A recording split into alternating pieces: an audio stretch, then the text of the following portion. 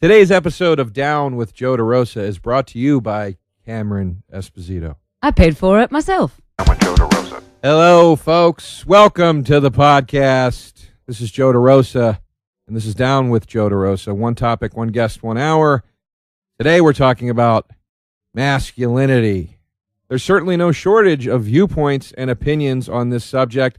Masculinity is what a man should carry himself with, or it's what defines real backbone, or there's too much of it in the world, or there's too little, or masculinity is a thing that shouldn't exist at all. So the question to me is masculinity good or bad? So often the case is that when masculinity is exhibited by a person, whether that person be a male or a female, it often leads to boorish, pig-headed, confrontational behavior. Masculinity and having something to prove always seem to go hand in hand. Fistfights, screaming matches, even plain old arm wrestling, all of these behaviors are the result of two people with too much backbone having too much machismo. On the other hand, masculinity often comes in quite handy. I mean, when you run into a maniac in an alleyway, or some other country points its missiles at yours, or maybe you're just getting picked on in the schoolyard, what else besides masculinity, or who else besides a masculine person, is going to assist you in acting with the proper strength in such a threatening situation? So, masculinity, it ain't all bad, it ain't all good. It's got its pros, its cons, its merits, its detriments. After all, you never feel safer than when it's shielding you, but you never feel more threatened than when you're on the receiving end of it. Seems to me that the masculinity argument is a lot like the gun argument. Nobody wants to have firearms around until somebody else with firearms shows up. Or maybe masculinity is more comparable to alcohol. It's one of those things that can give you confidence and strength, but too much of it can lead to a firestorm. I'd like to think that ultimately masculinity is something we just need to learn to properly respect. Because in a time when certain groups of people want to strip it away from us completely, and other groups of people want to react to that stripping by oversaturating themselves with it, we desperately need to find the delicate balance with masculinity before we turn into one giant, genderless, asexual clump, or erupt into a war of the sexes where teams are not defined by gender, but by the effeminate and the savage. I certainly look forward to discussing this with my guest today. She's a wonderful stand-up comedian who's become a much sought-after act on the touring circuit, and she's at all of today's top comedy festivals. You can also catch her running around with Anthony Jeselnik as his regular opener. Her debut comedy album, Grab Them Aghast, is currently available via Rooftop Records, and I'm super excited, as should you be, about her as-yet-to-be-titled Kill Rock Stars release, due out later this year. She's also a tremendous writer, having been published in all the right places like Vice, The Advocate, Laughspin, Huffington Post, and Splitsider. Finally, in the world of podcasts, she's one of the top contenders, with her show, Put Your Hands Together, consistently being rated as one of the best out there. Please welcome Cameron Esposito. That was a great intro.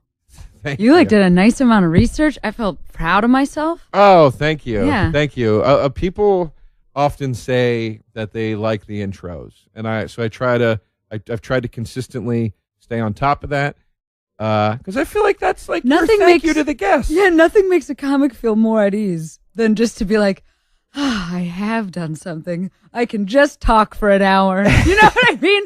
Otherwise, I'd be like, what should I be doing? What should I be doing?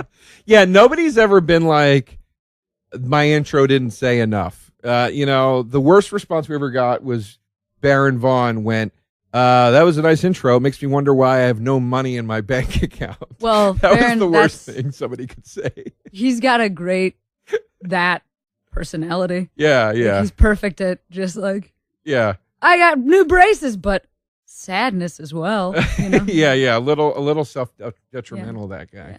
Yeah. Or self-defecating. Is self-detrimental? I think self-defecating means he shits his pants, which I'm assuming he also does. We all do, right? What is the term for that? Self-deprecating. Self-deprecating. Yeah. I said man, I fucked it up twice. Self-defecating is definitely poop. Sorry, Cameron, I'm not going to lie to you. This isn't the first episode we've done today.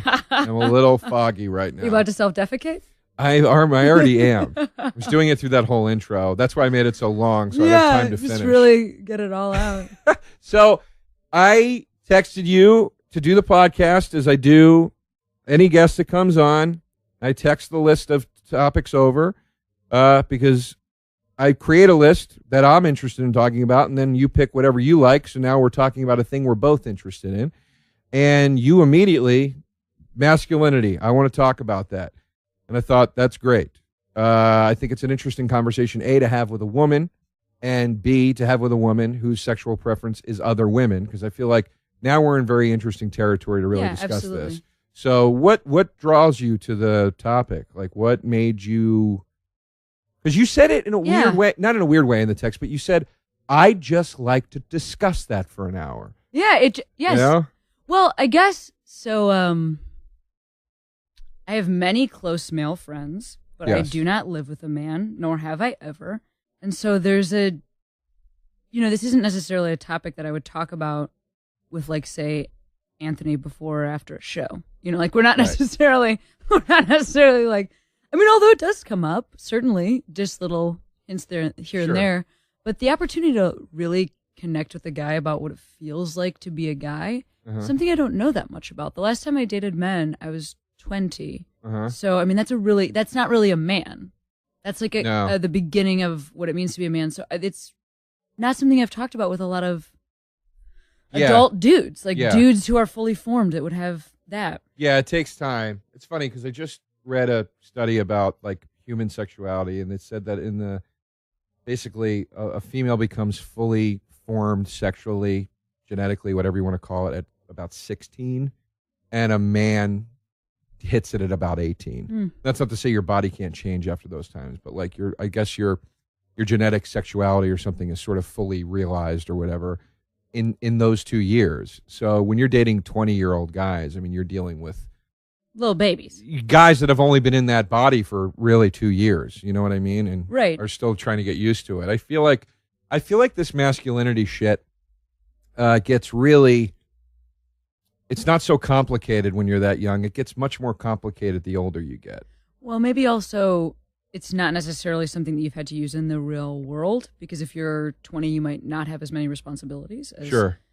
The other thing is that it's very interesting to me that you're kind of taking immediately like a negative spin on it, because I also, the other reason I wanted to talk about it is because I would say, like, gender-wise, that, and this isn't even like a sexual preference thing.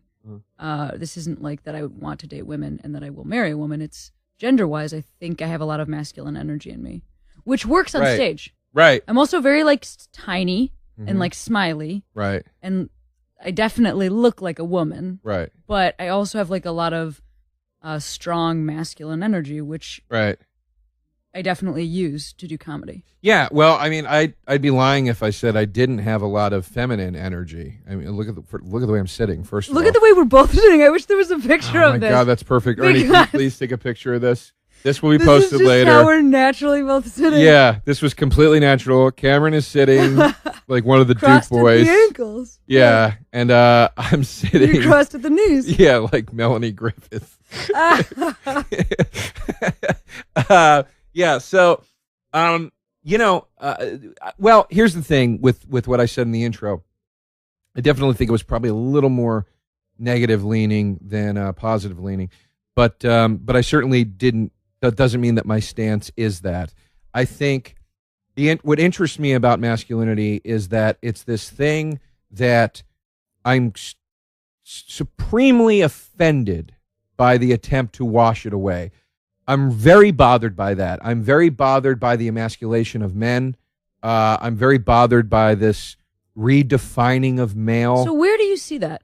Tell me where you're seeing that. I just kind of, like, sitcoms is always a very easy reference point. You know, I'm kind of tired of seeing almost every man, and it's changing a little bit now, but in recent years, many of the sitcoms, every male being defined as like a blubbering, bumbling moron that can't get it together, and the wife is like, oh, you schmuck, you know, and she's the smart one, and she's the savvy one. Interesting. And she's the sharpshooter, and he's the guy that I just want to sneak a hoagie. So you read masculinity almost as having something to do with, like, being in control of yourself.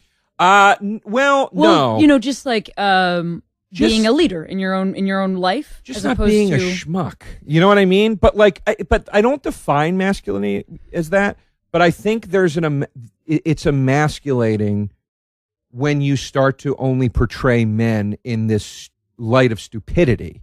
Do you see what I'm saying? I do know what you're saying. I'm curious because I would say if I would have begun this exact part of the conversation, I would say things are more masculine. There's just a bigger split that now. Right. Because if you look at the movies that we're seeing, these Marvel comic book movies that are such mega hits that make so much money, even the bodies on the guys that have to be in these films now, like what you have to do to your body to be taken seriously. And I know not every movie is an action movie, but even love interests. I mean, I watched The Fifth Element not too long ago. I don't know the last time you saw that movie. I saw it once 3 years ago. Okay, so Bruce Willis's body is startling if you look at it now because he is the action hero in that movie. Right. And he's just built like a trim. I mean, he's definitely an ass kicker. He's always been built he's always been a guy. He's like Willis, a Bruce Lee built. Yeah. Bruce Willis to me has band body, where you look like most guys in bands. A drummer. Yeah. Yeah, you're like, that guy could put on any T-shirt and look just fine. He's got kind of a flea thing going on. Yeah. That's true.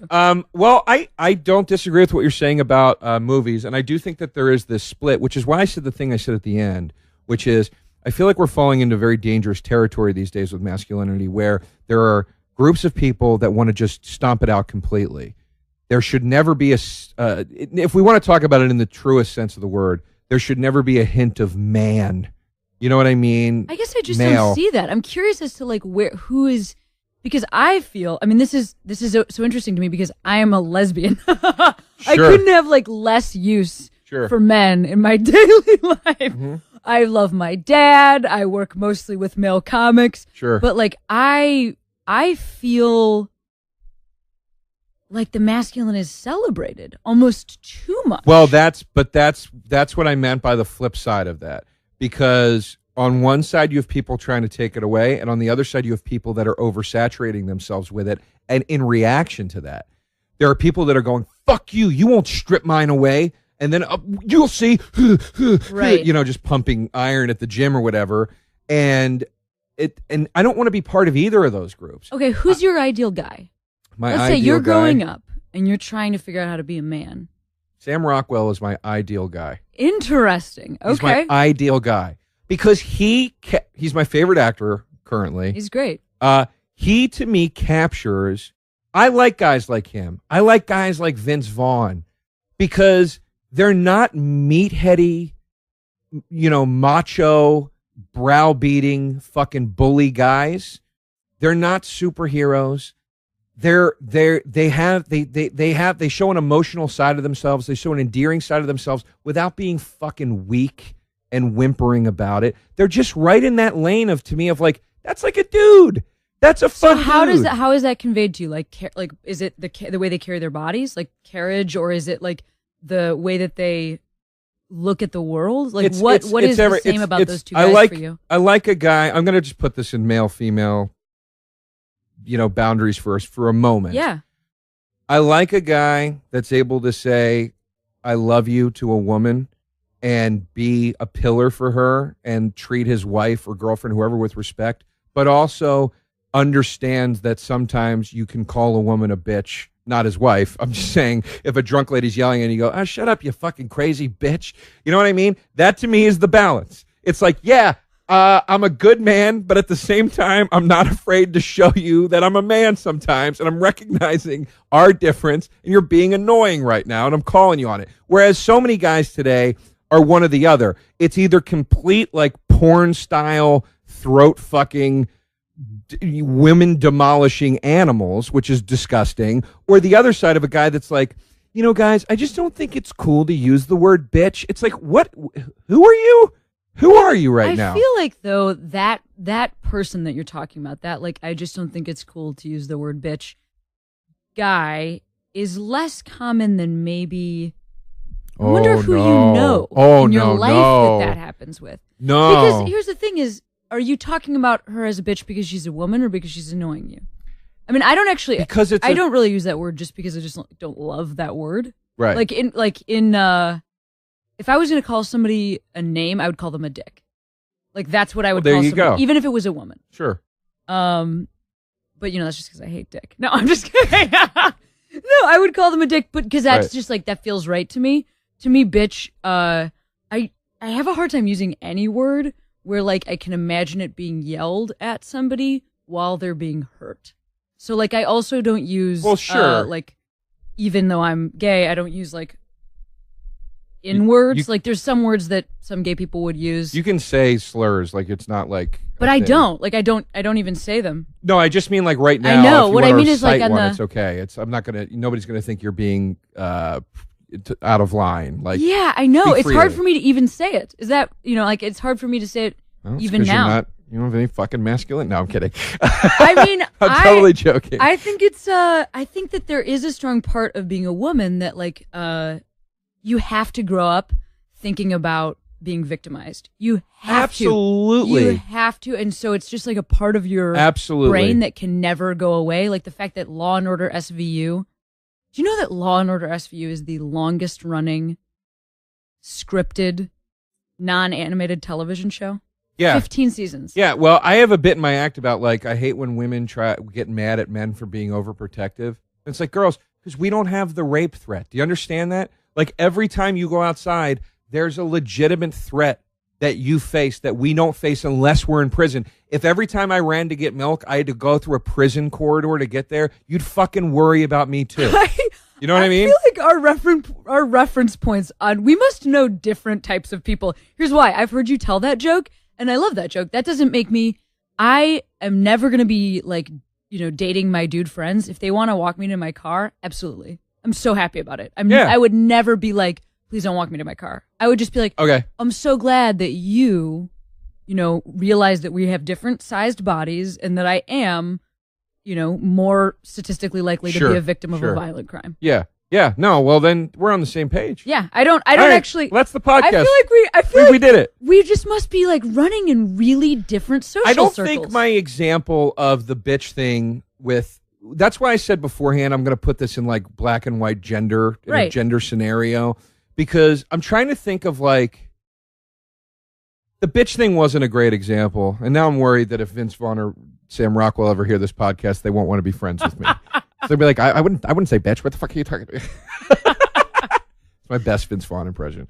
I've been working on a Sam Rockwell impression. I can't do it anywhere. So you mean that it's not somebody who doesn't think men and women are different. You think men and women are different. Absolutely. They're absolutely different. I think they're the most different things of all time. I also think men and women are different. Yeah. Some I also people think don't there's think some that's differences true. between black guys and white guys, and I'd like to talk about it. But some people will not accept that. Well, that men and women are different. Here's a much better example of what I meant with the masculinity, the balance of man versus, a decent man balance or whatever you want to call it.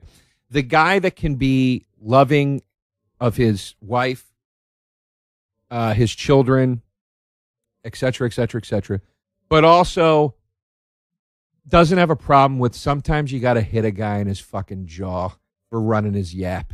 You know what I mean? That's a much better example of what I'm talking about. Mm-hmm. And the emasculated man to me, the man that's standing there like, we don't hit, and it's never okay to hit. Dude, shut the fuck up. Well, man. maybe that's where we're on the same. I wonder if you and I are more alike, and that's the problem. Because I think we are. Because obviously I'm seeing the world as a woman, you're seeing the world as a man, but I would do that too. I'm the middle of two sisters, and I have absolutely fought for my sister's honor because they wouldn't do it. I've gotten into fist fights on their behalf because I think I was kind of like the brother growing up. Right. I had a very emotional and sensitive Italian dad. He's very crying. Right. And so I think I was always the protector of my family. Yeah. So to me, that feels just fine. I have no problem with what you're saying. Yeah. And I also don't think I also think that is some of the stuff that happens on stage that makes stand-up easy is that ability to know the difference between when you need to fight and when you need to let it go. Yes. And I think not all women are taught that skill. It's just not something we teach women. Yeah. Because women don't necessarily have to fight. That's just not, we don't say fight or leave. Women don't learn that skill. No, it's very different for, women aren't fighters. Let's just face it. They're not. Because they're not taught fighters. to. I know there's the Ronda Rouseys of the world, But women are not fighters. I was talking about women fighting the other day. I go, even when they fight each other, they pull hair. I'm like, that's like, if two guys ever fought and one guy pulled hair, they would be like, the fight's over. You can't do that. What are you doing? But you know that is because women also have to look female.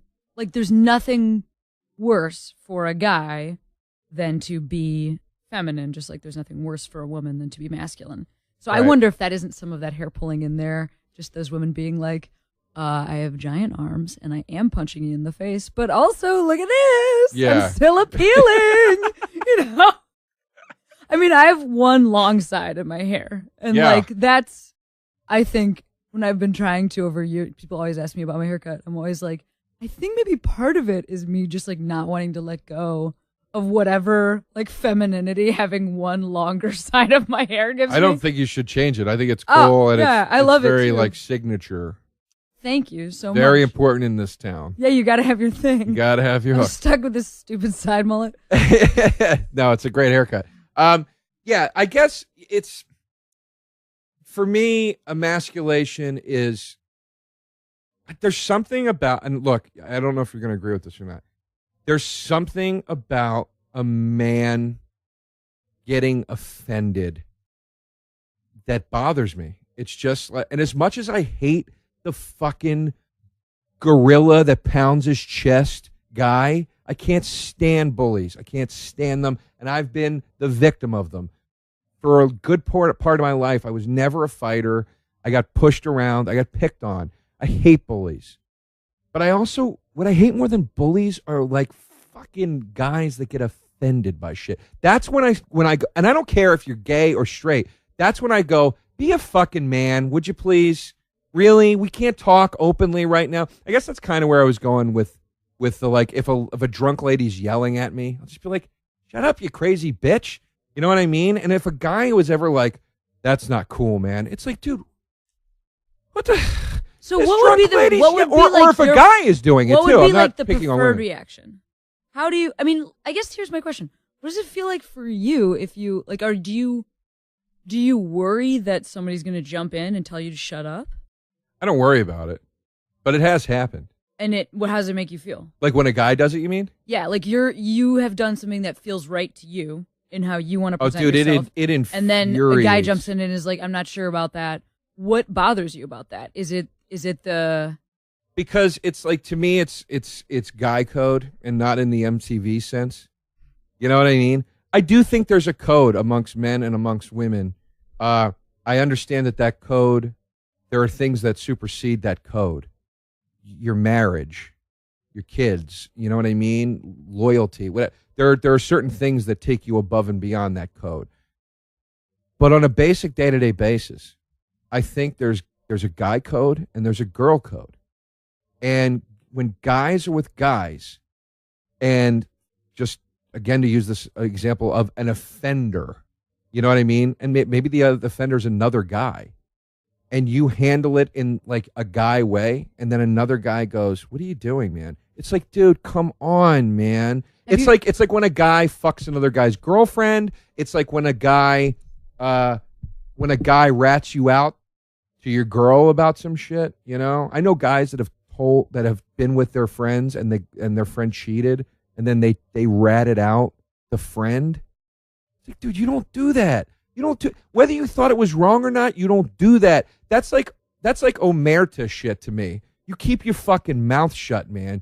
You know, I'm real by like that Goodfellas code when De Niro goes, 2 things. You never rat on your friends, you always keep your mouth shut. Like, I believe that 100%. Shut the fuck up. It doesn't concern you, and keep it moving, dude.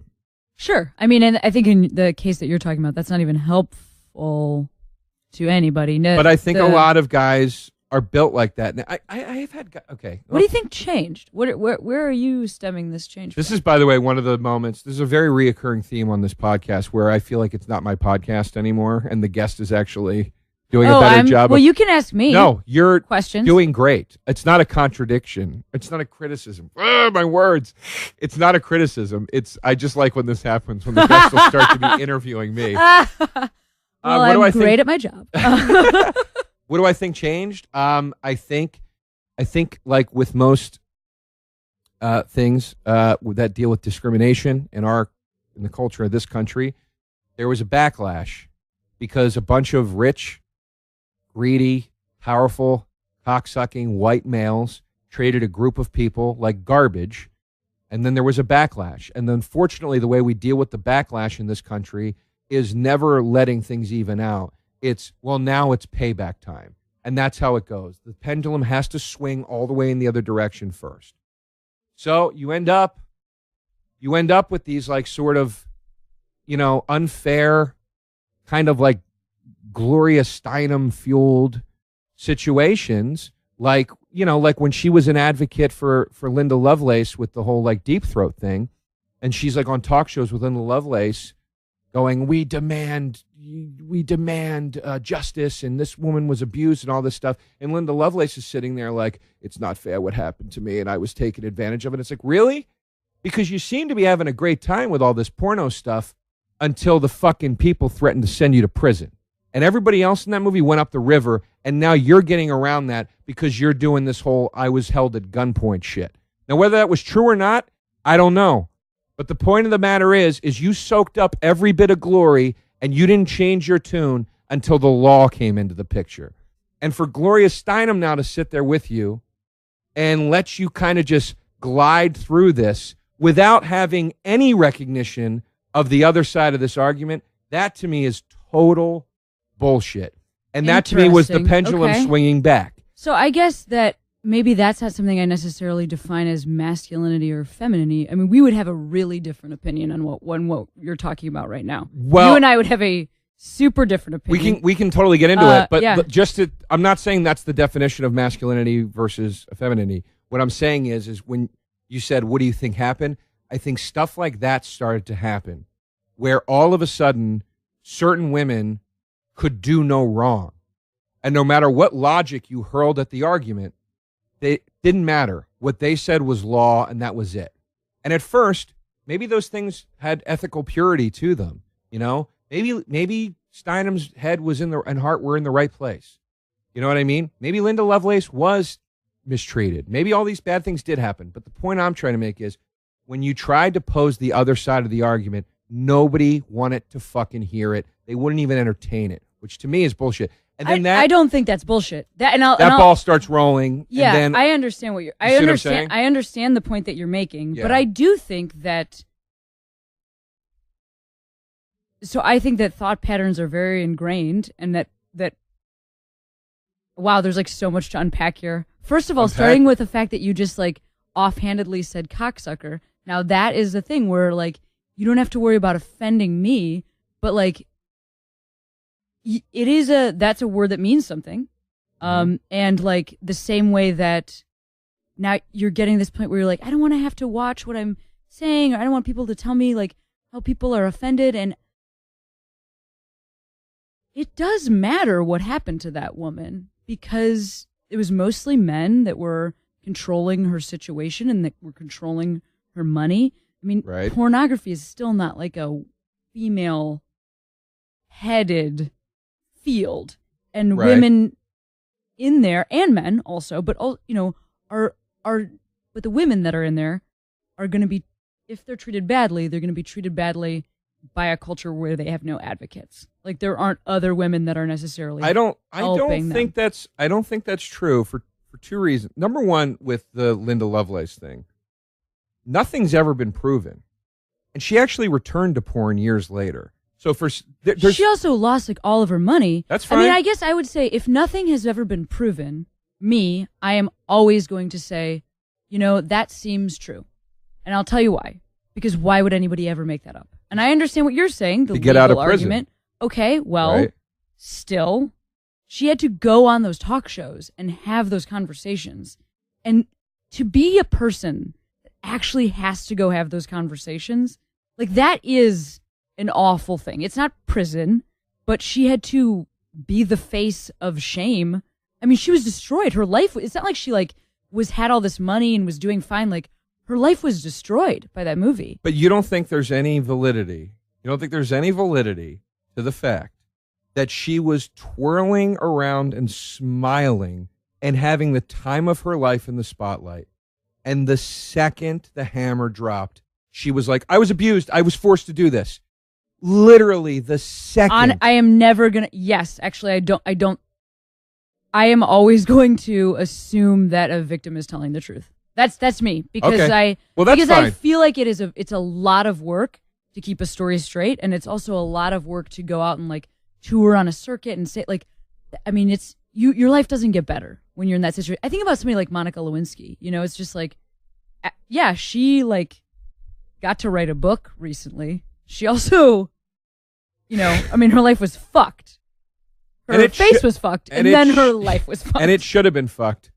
She got the fallout of that situation. To me, was everything she fucking reaped what she sowed. What are you talking about? It's like, hey, Monica, you had a fucking dirty fling with the president in the Oval Office. You both wanted to do it. You both made a mistake. Now keep your mouth shut and keep it moving. But you wanted to go out there and get a little extra fame out of rolling over on the guy, and it blew up in your face. It's like, what do you expect? You were there. But he is unscathed. Well, he's unscathed. He was the president. Sure. And I wouldn't say he was unscathed. He was almost impeached. Yes. You know, he but was it was almost and it was impeached. tough at the time, absolutely. And now And- he is revered, and his wife's political career is still And going very well. And I would say Monica's probably doing all right for you know what she's oh my doing. God! Seriously? She's selling books. She's putting out think hats. That for the rest of Bill Clinton's life, anytime he ever has a cigar, you know he gets high fives all around. For the rest of Monica Lewinsky's life, I'll go with you on this. anytime she hands her license to somebody, they are going to be like, "You are fucking kidding me. I know that you had a cigar in your vagina." Well, like he wins in this situation. The guy in this situation is the winner. She should have put a cigar in her vagina then. What do you want me to say? But I'm saying our society, you can't just look at an action as if it's not in a world. Listen, I can't. Here's the thing. You can't just look at something and say, this is a thing that happened. I will absolutely agree. He was so much older. They were not at the same amount of power. I will absolutely agree with you that Bill Clinton is far less scathed from the fallout of that situation than she is. And my two rebuttals to that are, number one, Bill Clinton achieved a level of success and was much more slick and crafty than she was, and got himself into a position where he was like, hey, man, I'm doing this, and now you're fucking with me, and I'm not going to let it bring me down. He earned that position. Whether or not you respect it or not, that's where he got himself in life. I actually do respect him. And she wanted to be the whistleblower, no pun intended. She wanted to blow the lid off of it. She thought she was going to do some goddamn, deep throat Watergate kind of thing and reveal all the information. It's like, hey, no. It wasn't. You were unethical. You wanted to fuck the president because you got stars in your eyes, and you did it. And then that wasn't enough. That wasn't enough. Then you wanted to go out there and grab an extra 15 minutes of fame by blabbing about it. That's, in my opinion, what it was. What should she have said when she was being asked these questions? Nobody would have. She didn't have to say shit. She was the one that fucking brought it up to everybody. She would have just kept her mouth shut. Nobody would have even known it ever happened. I guess I feel... Presidents have been banging girls in that office. I also don't think Roosevelt. It is any of our business. As the American people, I don't think that. I don't think that the president's sex life has anything to do with us. Right. And it's like disgusting that we even talk about it. Not like, from a privacy standpoint. I totally agree. I don't understand why why we need to talk about their lives at all. The only instance where I would say this is not true is when somebody votes against something that they also partake in. Right. So like, for instance, somebody who's very pro-life getting their mistress an abortion, we should talk about that forever. But sure. If it's just like, dicks in various places, I don't really give a shit. That whole, I think politics is a giant fucking dog and pony show. I don't believe in any of it. So, I mean, that whole thing, I don't give a fuck about what happens to Bill Clinton. I don't give a fuck about what happens to Monica Lewinsky, honestly, to either of them. I have equal respect or dislike or whatever you want to call it for both of them. I have an indifference. So, but I do want to go back to what you were saying about the pendulum swinging. Yes. I guess to me it's very like you're not. This is not. Just speak freely. Okay. To me, this is the same argument as saying like black people shouldn't get reparations because like that happened so long ago, and that wasn't me. I didn't do it. I don't think that the gender issue is equatable to slavery. What are you talking about? I don't think you can. Women used to be property. Women have been killed in massive numbers throughout all of time. Raped. Women are a weapon of war. Look, dicks are weaponized. Look, have you ever seen the television show Game of Thrones? Yes, half of that show is about happen like here. I know, but that didn't happen at all. That's a fantasy But it is show. happening right now in the world, and there are women that are currently sex slaves. Sure, of course, but we're not. We're talking about American women. We're not talking about. There are American women who are sex slaves. We're not. But we're not. Look, there are American white males that are sex slaves. I mean, percentage-wise, that's not the same. Fine, but my point is I think comparing I'm not saying women haven't struggled, but I'm saying comparing the struggle. Women couldn't own property. They couldn't live on their own. They couldn't. They were never. They had to be baby factories. Shipped here and whipped, like women dogs. have been beaten. They have. I'm not saying this doesn't have to be like a 1-to-1 comparison where I'm like, here's all the things that have happened to black people. Here's all the things that have happened to women. But I'm saying to bring up reparations. I think that's a completely different discussion. I don't think it's off at all. I don't think it's a fair comparison. It is shocking to me that that's true. Listen, I'm not only because this is a very specific period of time, and there's no part of me that's like slavery wasn't a big deal. Of course, I am saying with knowing in my heart that as a white person, I am still privileged in many ways. There are a lot of different ways that I want to have a conversation just to find out how we can get things to be better for everyone. I'm happy to have any conversation. Well, I'm happy to listen to any amount of this is what you could do to make it easier for me to go into a grocery store. I'm happy to have that conversation. Then let's say this then. Let's say that it is the same thing. Let's just say that so we can move forward with this part of the discussion. I mean, I don't mean like I'm over it. I guess I'm talking about power imbalance. Let's historical power imbalance. Let's compare it to reparations. Let's say it is the same thing. There's a big difference to me between reparations and two wrongs make a right. Those are two different things. But who's being wronged in this second situation with men and women? What I'm saying is, in my opinion, situations like the Linda Lovelace thing, where we weren't even allowed to question the validity in the public domain or the public conversation about it. We weren't allowed to question the validity of a stance or whatever because people, the people surrounding it were saying things like, oh, bullshit, she's a victim and I believe her, which is your stance. So, but my question is, how does that hurt you? Well, I'm getting to it. So you have to believe something that you don't want to believe? No. That, to me, doesn't sound like that's not what I'm saying. Difficult as being a victim who is not believed. That's not what I'm saying. What I'm saying is situations like that where the seed's planted, and eventually, over time, that snowball rolls and rolls and rolls, and it gets to a place where there are situations where men have been completely stripped away of masculinity because we're rotten, we're evil, we did this, we did that. It's like, I haven't done any of that shit. I've just been a dude here that a lot of people think is gay because I'm so effeminate all the time. You know what I mean? But I wouldn't call that masculinity. I would call that privilege. I think you're maybe conflating two things. I think we are looking at this in a really different way. I really would, because here's the thing. I think that David Bowie is fucking masculine as shit.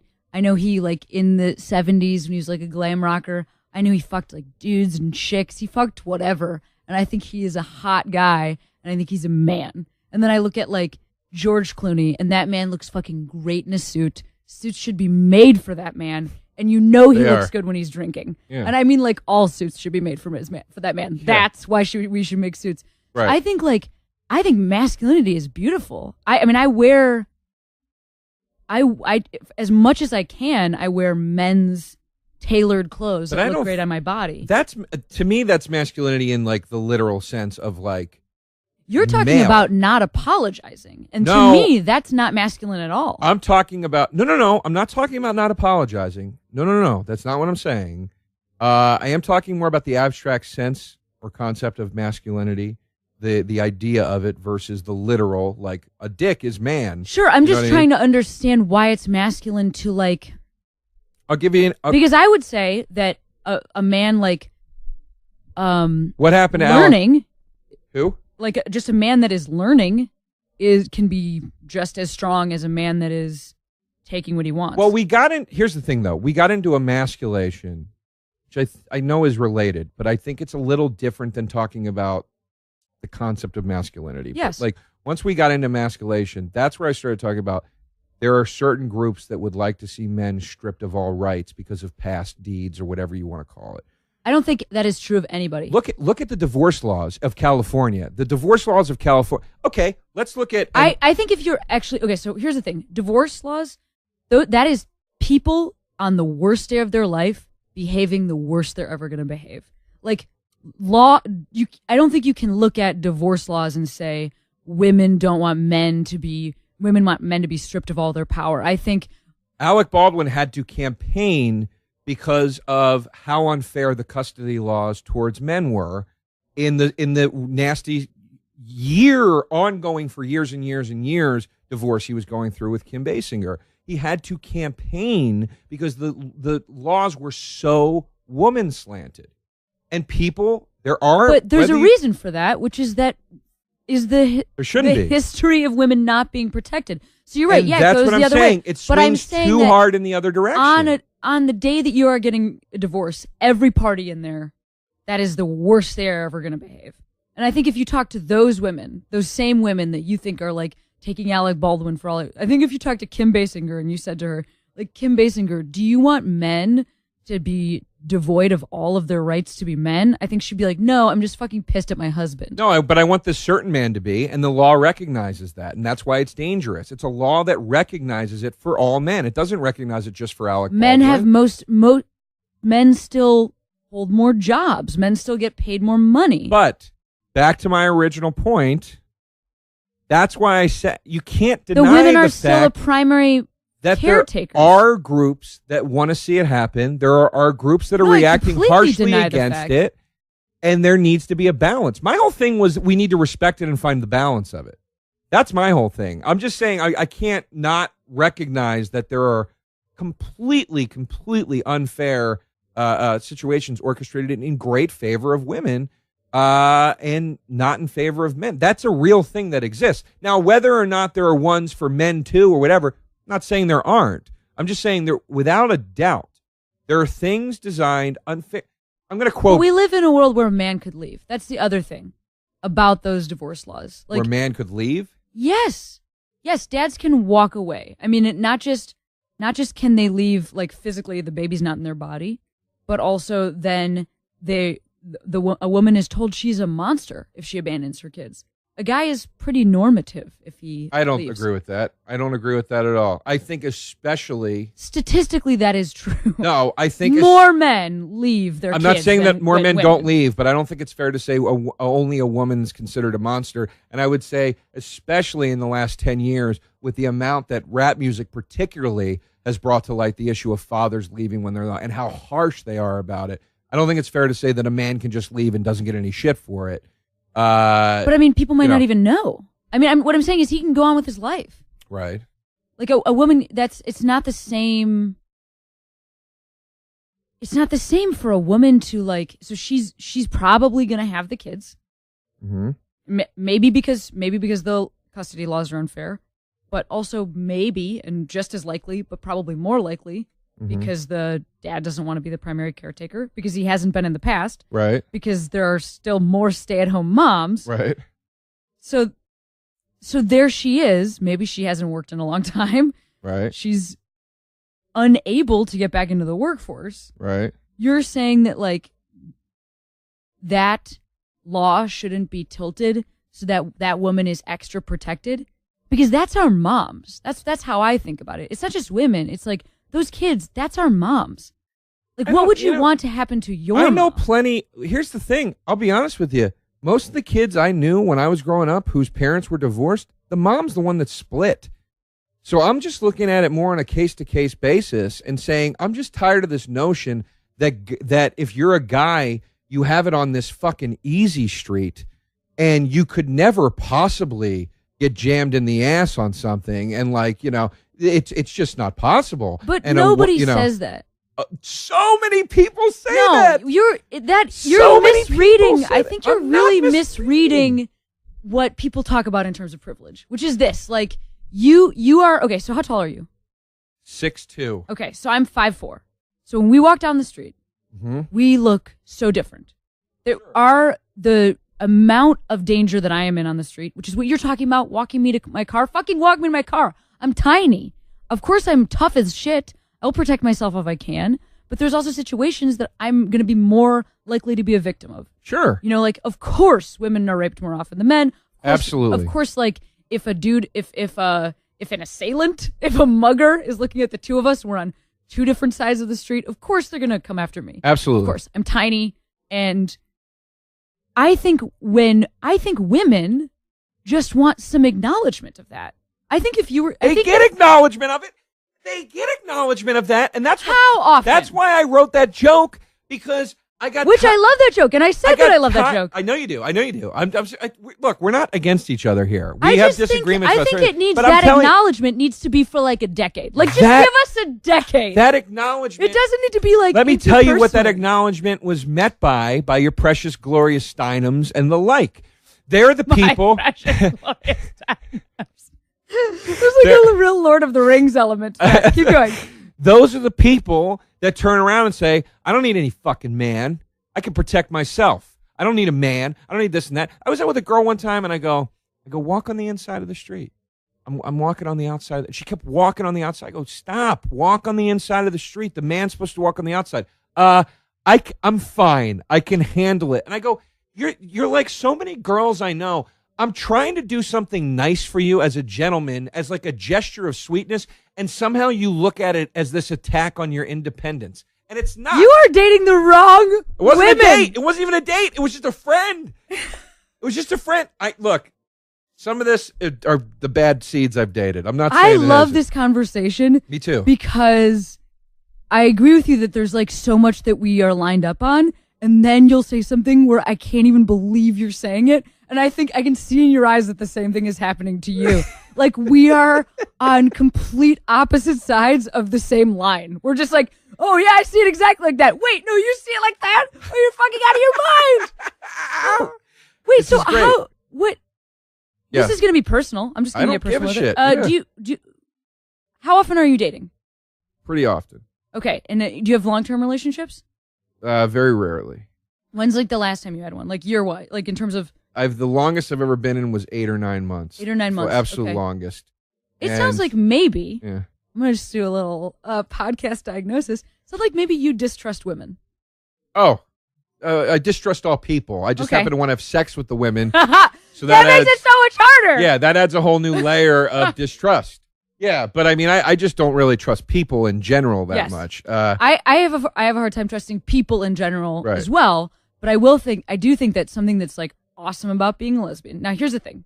So often, there's like so many shitty things about being gay. One thing that's fucking amazing about being gay is that women can trust each other in a really nice way. I'm not saying like all lesbians are. Because I have seen you women decimate each other behind your backs, behind each other's backs. I mean, it is a level of... You're talking about in a dating situation? I don't know in a dating situation. That's what I'm saying. What I'm saying. What I'm saying is what changes? Because when you guys are just friends with each other, it is like fucking... I'm like, oh my God. Well, these mortal enemies? Yes. No, you're right. I mean, women are... men do their fighting with their fists and women do their fighting with their words. So women can be brutal to each other. I'm talking about, like, as a woman dating a woman, a lot of your... And this is from my personal experience, but a lot of you're like up against the same shit. Like, it's like you're both women, you're both gay, you're both like, you know, whatever. So you're looking at the world the same way. That makes sense. And so there's a certain commonality that it's just like, we have to stand next to each other against this. And there's like a real amazing, like, kind of best friendship, but also like this like strength in numbers thing. It's guy code stuff. It's guy code stuff. I wouldn't even think to be distrustful of the women that I date. Sure. Because of that. It's that because you have that guy code, and then that's also the person you have to fuck. Well, it's funny. And that's amazing. I do trust my friends more than the women I date, usually. It's great. Any girl I'm dating when this comes out. This will be really good for me. Yeah, keep talking, Joe, and see if they can reissue that book Cheat while you're at it. Say their names. Yeah. I do trust friends in general more than I trust the women I date because I know them better. But when I say friends, I don't mean just guy friends. I mean guy or girlfriends. It's a different relationship. It's a very different relationship. And often when I'm dating, I don't have that it's us against the world feeling because it's not us against the world. It's I'm from this tribe and you're from that tribe. And I know what my people are capable of. And so do you. And we both know what your people are capable of. And hopefully this doesn't get ugly because, hey, I know I've cheated before. And I know that you probably have too. So, that you start getting into all that shit.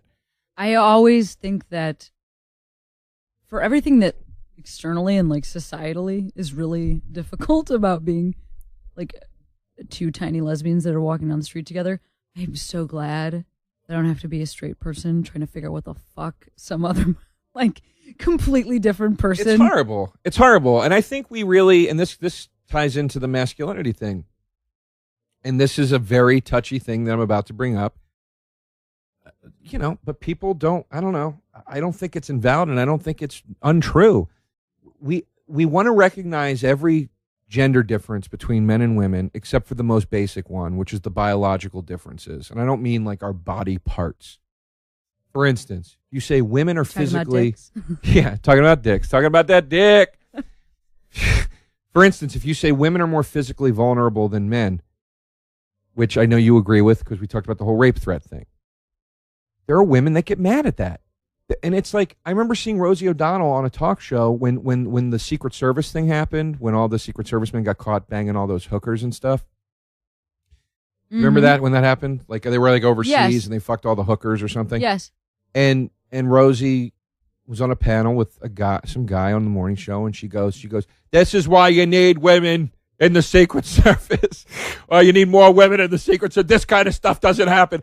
And the guy goes, Rosie, nobody's saying that women shouldn't have the right to be in the Secret Service, but let's face it, they're physically more vulnerable than men are. Like when it comes to physically protecting somebody, you're better with a man. Let me finish. Okay, Let me just finish I'm so curious to see how this is going to go. And she goes, oh, please, and acts like this is the most sexist thing this guy's or anybody on earth has ever said. And it's like, you know what, Rosie? You can get angry about that all you want. But if it wasn't true, there wouldn't be a such thing as domestic violence. There's a reason that's a thing. And it's because men beat women up and women get hurt from it. And it's an unfair fight. And they should be protected in a better way than men are. Well, I think that one thing that is maybe a little off about what you're saying is, so when I was using you and me as a comparison, we are both regular civilian people with like, pretty sweet bods, but we're not like, thanks. We're not ripping it up. Right. I think when you get into that sort of a situation, like those women that would be in the Secret Service, they would be Secret Service level women. Right. Like we have those women. Right. So I think That's a good point. I think another thing that sometimes people forget when they take an argument like that is like, I'm not talking about putting me in the Secret Service. Put a fucking college basketball player who happens to be a woman. That's a great who point. Has an amazing body but will never make any money playing basketball. Take her and put her in the Secret Service, and she's just as big as those guys, and she's just as agile. That's a great point, and I didn't think of that. I think with like that being said, female soldiers it's the same thing. Like we're not talking about like doughy that's a great Midwestern point. housewives. We're talking about like Emily Blunt in the movie Edge of Tomorrow, which if you haven't seen, you should still haven't seen it. It's great. And your I yelled at you. voice is still in my head to go see it. And every time I go to see it, it's really or good. think about it, I'm just like, I don't give a fuck about this movie. I just don't want to see it. Well, now that I know like a little bit more about who you are as a person, I feel like you maybe would hate it. Why? But you should see it for the reason I'm talking about. Wait, why? Well, so Emily Blunt is the toughest person in this movie. Why do you think that would bother me though? I don't know. I wonder if you would see it and you just be like, "Oh, fuck this," No. like this is like this pendulum swing thing. No, we need to define what the pendulum swing is. Okay, this is the pendulum swing to me. When I say that's not fair, okay, and I'm referencing information that I've learned mostly from Bill Burr's act right now in this moment, because I don't want to look like I'm stealing his perspective. But I agree 100% with his take on the Tiger Woods divorce. 110%. That woman did not deserve the money she got. She didn't do a fucking thing to earn a dime of it. And I don't give a fuck if she's accustomed to a certain lifestyle or not. You were married to a guy. You fucked that guy. You bore his children. You deserve enough to live comfortably for the rest of your life. Fine. But just because he had a fucking thirst to get his dick wet doesn't mean you deserve $350 million. Number one, why does it hurt Tiger Woods if she gets that much money? $350 million. He's still completely... Doesn't matter. It's his. He still has more money than he's ever going to spend the rest of his life. It doesn't matter. Number That's two, not a fair argument. It's his. It's his. It's not hers. I don't think so. It's his. I think maybe that the difference there is the duration of the relationship. But that's what I mean by the pendulum swing. Why the fuck does she get that? Can you imagine how difficult it is to date Tiger Woods and then marry him? I'm not talking about boohoo. Yes, that man is fucking gifted. He was dedicated. He deserves all of the acclaim that he got. But also, like, if somebody is with you in that time, their job is to be your wife. And that is an unpaid job. And she was paid handsomely for it. And she should have been. Yeah. Well, but she didn't deserve the $350 million. I would say that think that women sometimes have jobs that are not considered jobs. Being a mom to somebody's kids. It happened. That is a job. Oh, okay. That's a job. Then you get enough money to take care of those kids. You don't need $350 million. It's just like when Johnny Carson, the whole thing from Eddie Murphy Raw, when Carson got divorced and he was married to this chick for like a fucking year and she took $75 million from him. Well, then Johnny Carson should have a better lawyer. Or no, $150 million. It was California divorce laws. You get half. It was California divorce laws. What about like a prenup? There's something. Why are these guys not fucking protecting themselves? Listen, I have a strong feeling Johnny Carson protected himself to any extent he could have.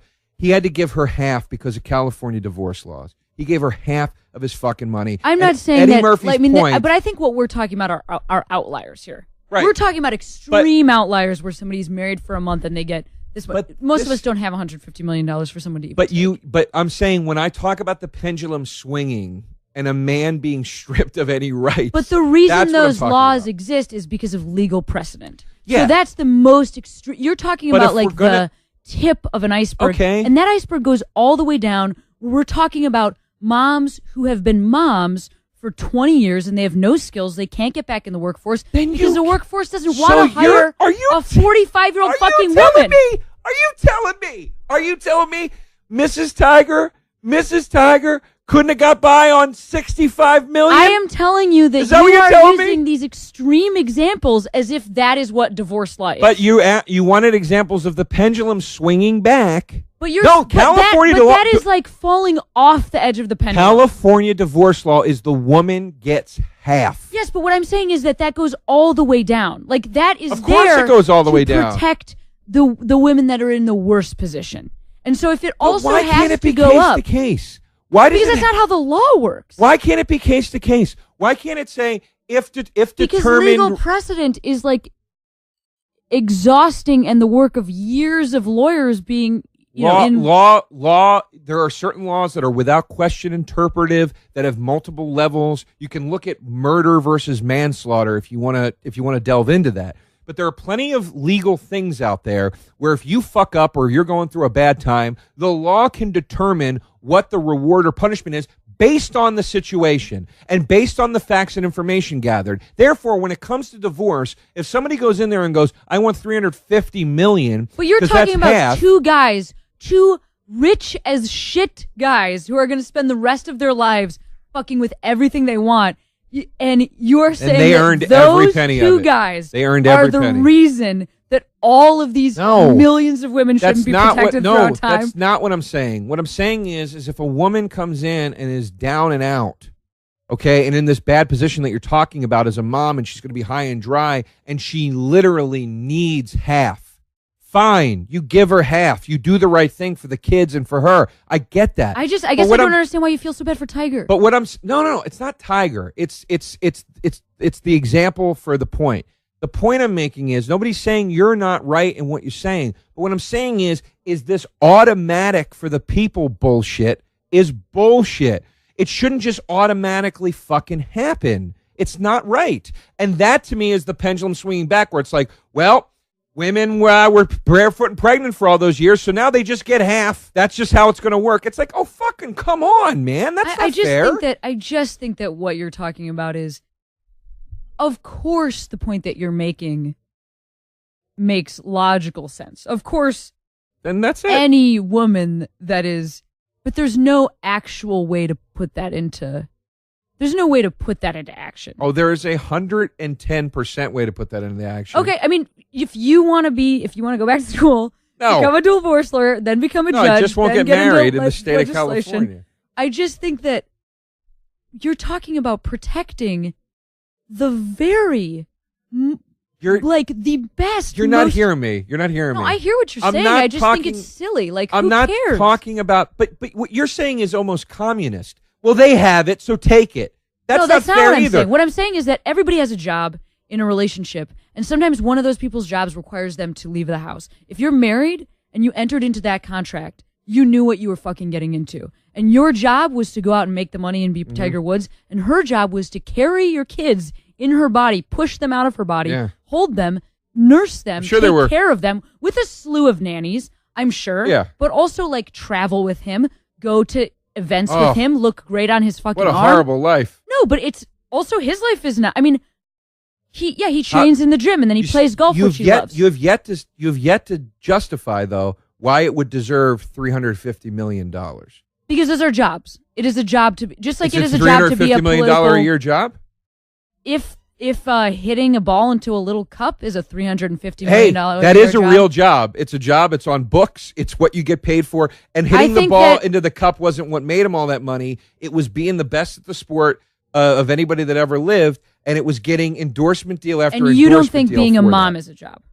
I'm not saying being a mom isn't a job and isn't work, but when somebody takes advantage of that situation because she's in the position to do so and says, I'm going to need $350 million, give me a fucking break, man. That's just gross. That's gross. It's be a better set a better example for your kids. That's like now you're saying that she that's just he gross. Fucked around. So what? Well, what I'm saying is that you're talking about these two people who are in this extreme situation where they have more money than they will ever need to spend, who are both idiots, who both are like, I mean, yeah, okay, is she greedy? Sure. How do you know he's not fucking greedy? How do you not? You don't know anything about it. What I'm saying is, you're just defending the principle of a guy getting to keep half no matter who he puts his dick in? No, what I'm defending is when I said the pendulum swung, it's not that because it's the pendulum swung. I'm not going to be mad about seeing Emily Blunt blow up aliens in a fucking movie. I'm not an asshole. I like seeing women do cool things. What I'm saying is I don't like when there are blanket policies to protect a gender. And but you can blanket policies are the best way to protect the most people. They're the lazy way. They're the lazy way. They're the court's way of saying we don't want to sort this out. That's what it is. Where is the time and the time? Do you know how much time goes into divorce? It's crazy. Have you ever? In most states you can't even get a divorce. In a? Huh? Have you? What is your experience with the law? Have you ever sued anybody, or have you ever? Do you have any? Do you know any? Yeah, I know. Have you worked at a? So I worked at a law firm. Never worked at a law firm. Worked at a law firm for many years. My dad is a lawyer. My sister's a lawyer, and I had to sue somebody once because I was riding my bike. I got hit by a car riding my bike. I was completely in the bike lane. I was in the right. They pulled out of a driveway without looking. There were many witnesses. I went through this woman's windshield with my face. I broke her windshield. She admitted 100% liability. I had back problems that required tens of thousands of dollars worth of medical treatment. Right. And the insurance company refused my claim. Right. Because they refuse every claim. Yeah, they're awful. That's their policy, is that they refuse every claim, so you have to sue in order to get your bills paid for, which is what ended up happening. Right. And it took 5.5 years of going to depositions, and I had to go sit in court for a week. Right. And have a woman call me a liar because she said that even though witnesses on the scene saw me have a huge cut on my face, and saw me go through the windshield, there was no way to prove that the windshield is what caused the cut on my face. Okay. Like that kind of stuff. Right. Like that's the law. Yeah. The law is not like cut and dry, the law is a woman, is a lawyer trying to defend her client by saying that there's no relationship between getting a cut on your face and a broken windshield. Right. I think maybe one thing that, and again, this is my own personal experience with this. I think maybe one thing that prevents the kind of nuance that you're talking about, which I think anybody would be in favor of, is that the law is fucking broad as shit, complicated. It takes forever. You have to file a million things just to get anything done. It's not easy. It's not right. like, well, it's not like the fact that a judge would like look at stuff, financial records, and then do some equation where they figure out how much money everybody gets. Like, the judge doesn't give a fuck. They have a million other things in their docket. Right. Like, I think you're looking for this ethical nuance that practically I'm saying to put that into practice, we need to do the most good. So yeah, Tiger might get hurt, but that means that 100,000 women don't get hurt. To me, I think that's still the most good. Okay. Well, that puts it in a little more. Like there's a bigger nuance there. I understand that. We're having such a good conversation here. I'm exhausted, but I can't stop. I can't stop either. I feel like I'm at a buffet when you just keep eating, and I'm not even gonna eat this shit. I just keep going back. Yeah. Let's stop here. We're gonna keep this conversation going. First time ever, down listeners. 2-part podcast coming at you. We're going to stop here. Cameron, I want you to plug your stuff, and then we're going to restart again. Yeah, you can find me on Put Your Hands Together, which is a stand-up podcast that I record at the UCB Theater, or on Twitter at Cameron Esposito. Check that out. We'll see you for part 2 next week. Down with Joe DeRosa. Hey, guys, welcome. And gals. Why am I excluding them? Guys and gals, welcome to Down with Joe DeRosa. This is part 2 of the masculinity discussion that I had with Cameron Esposito. There was so much fire. We had to cut it into 2 parts. So this is the second part. We're going to get right into it. If you didn't listen to the first part yet, what are you, a fucking sociopath? You know? What do you watch Empire Strikes Back before Star Wars? No. Don't do this like a prequel thing. Go listen to the first half, then listen to this half. And this second half of the discussion takes, I think, sort of an opposite perspective, or we kind of delve into the other side of the whole masculinity argument, at least. So I really liked it. I was proud of this one. Check it out. I mean, we can have these philosophical debates, and I would fucking love for everybody to get everything that they deserve in the world. This is what I want to get to the bottom of. Do you really think? I can't wait to hear this question. Do you really think there are no situations or examples or anything that you can really cite right now where men are expected to act less traditionally like men? And forget the negative bullshit of like they're warmongers and I hate all that stuff too.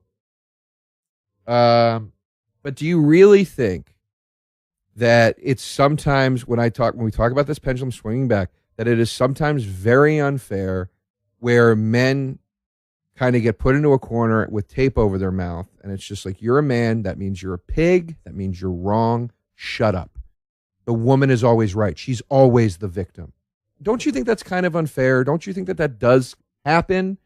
And that is part of the backlash for the ways that our fathers or grandfathers or whoever fucked up? And I had nothing to do with that. I just think, again, so that I had nothing to do with it. That's why I said the reparation things earlier. That's why. Not because I think like slavery and women's issues are a direct one-to-one correlation. There are no issues in the world where you can be like, oh, you just changed your tune. Vietnam is... What I'm saying is that you can look at the similarity in the way that you just responded, which is that you said, I didn't do it.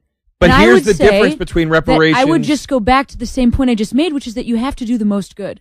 Right. And so if one guy has to stand in the corner and he has to shut the fuck up, I'm fine with that. But here's the difference between reparations and a guy being told to shut the fuck up.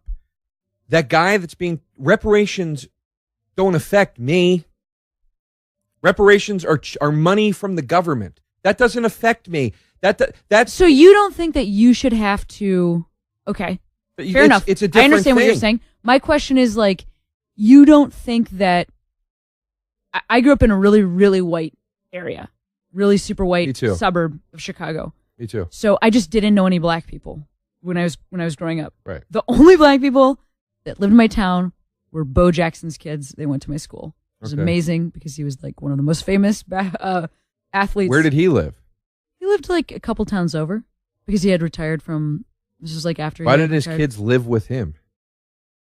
No, I think they commuted to like the school. Oh, okay. Sorry. No, but Got it. because it was like a Catholic school. Okay. So they commuted to the school. I got it. It was just like the best. I went to Catholic school too. Yeah. So I mean, my point is, in college I had a black roommate. That was like the first time I ever lived with a black woman, and there were just moments where if she would talk, I would just listen to what she was saying. Because I was aware of the fact that there were probably some situations about like the way that she grew up that I didn't understand. Sure. And I wanted to know what those were so that I could like do a better job in the future. Right. So I'm saying like, I think that's what women want. If you think that women want more than just like an awareness of where you've come from. I think women from men, I think what women want. I think women want an awareness of where men came from.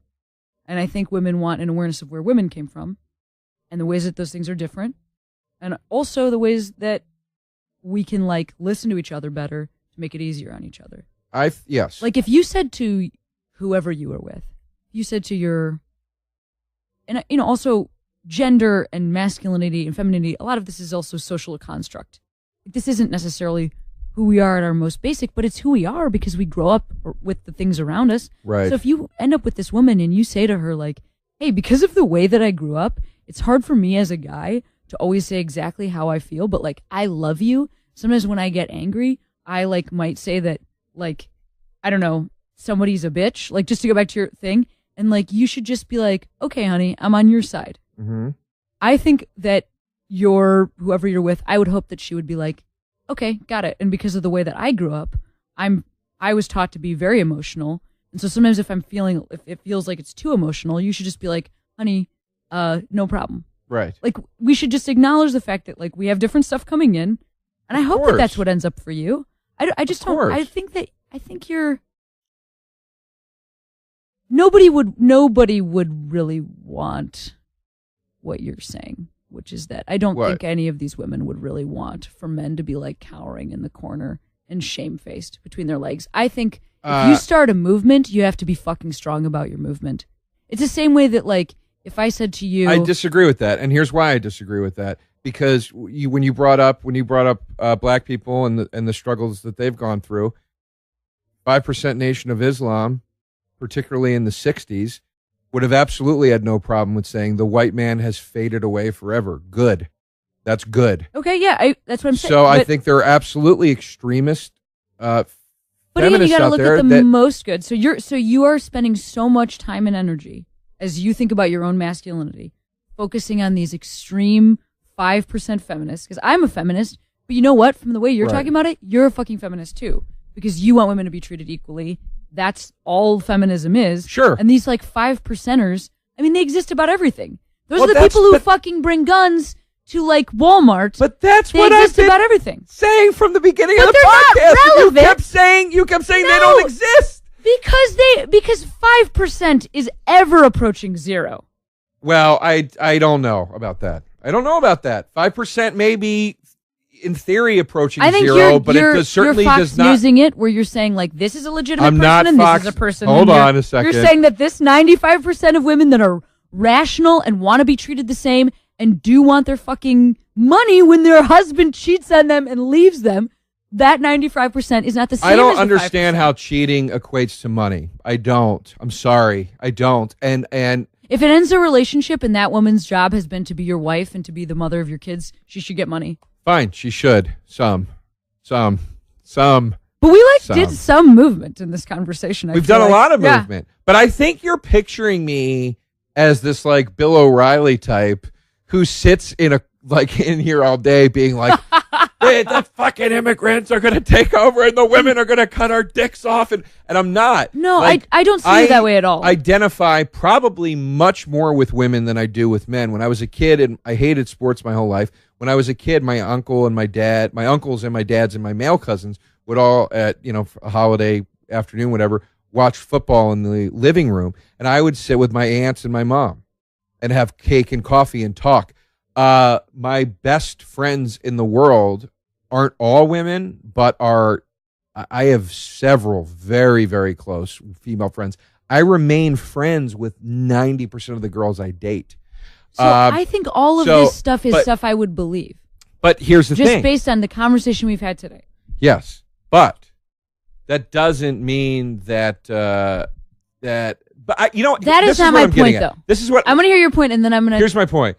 My point is this: I think it's identifying with women so much that makes me so angry when I see them act in a certain way, negative way toward men. That's what bothers me. But I think the number. So I'm going to just put it in stand-up terms. This is the stand. I'm going to put it in stand-up terms. Let's put it in stand-up terms because I was wondering if we'd get to this. Yeah. Because this is the. Does it happen in every podcast? No, but this is the most delicate of all the male-female conversations we could have. Is the stand-up game, and actually, I'm not even going to talk about male-female stand-ups. I'm going to talk about what we have in common. Yes. That I know we will irrefutably agree on, which is stand-up. Yes. Like, and we both love pussy. Yeah, fucking pussy for sure.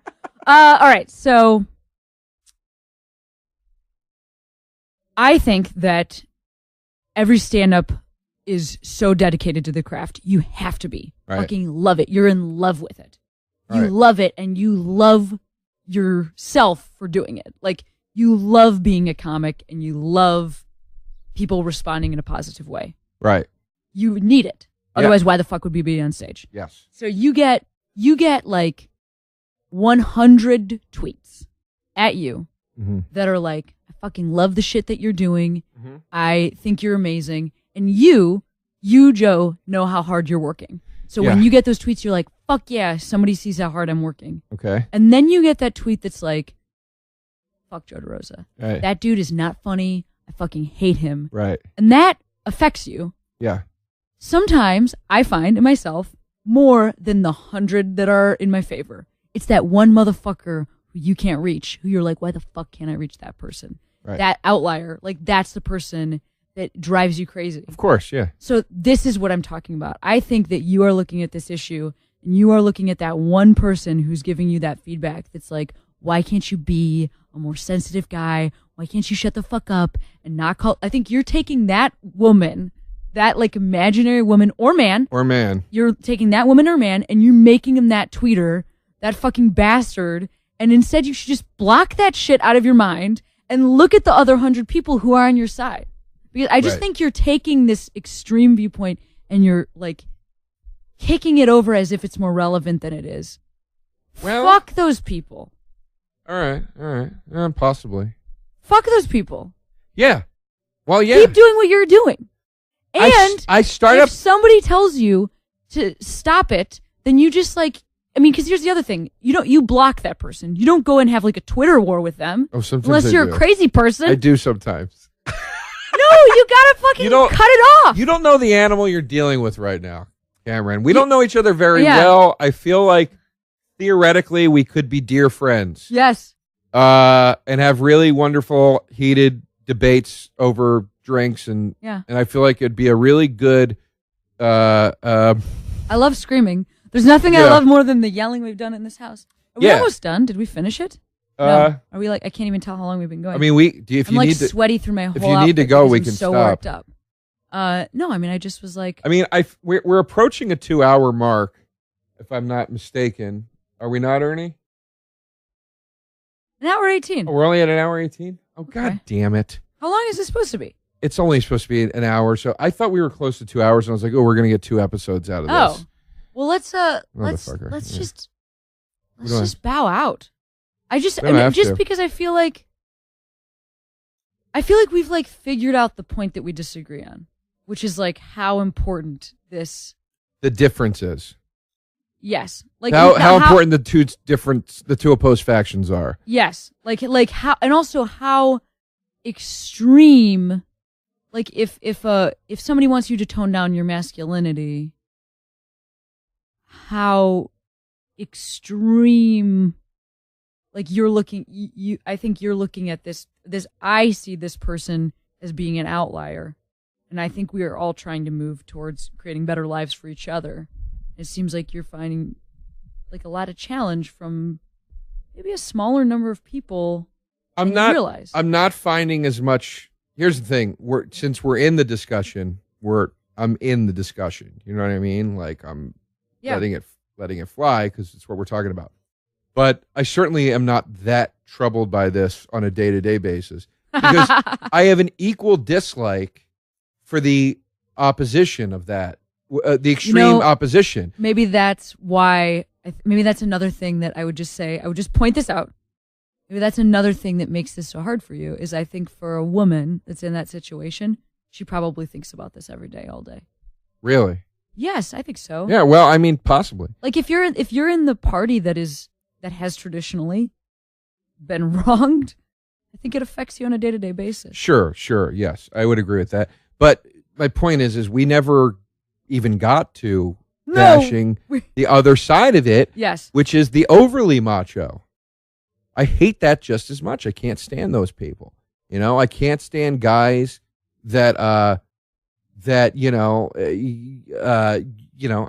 I know guys, and it fucking infuriates me. Here we go. Now it's going to swing the other way, Cameron. You going to enjoy this? I fucking can't stand it when a guy I know, when a straight man I know, and I go, you know, he's a good-looking dude. That's Sam Rockwell. Sam Rockwell again. And the guy goes, whoa, dude, come on, man. That's awful. I'm so sorry if you really have to hear that. That is so stupid. There's nothing stupider in the world than that. It's fucking retarded. And that's the exact opposite of the other thing that we were talking about. And I hate that just as much. It's interesting that you would say that it's the exact opposite because my fiance is also a comic, and she was at an open mic last night. Do I know her? Rhea Butcher. I don't know if you know her. I know her. She was at a show last night. She was texting me because she was like, I just heard the most hilarious. Like sometimes we gotta have to keep each other abreast on like what really like wild things are being said about women or gay people. And she was like, I just heard the best one. She's like, I just heard a guy get up on stage and talk about how he doesn't wash his asshole because he's not gay.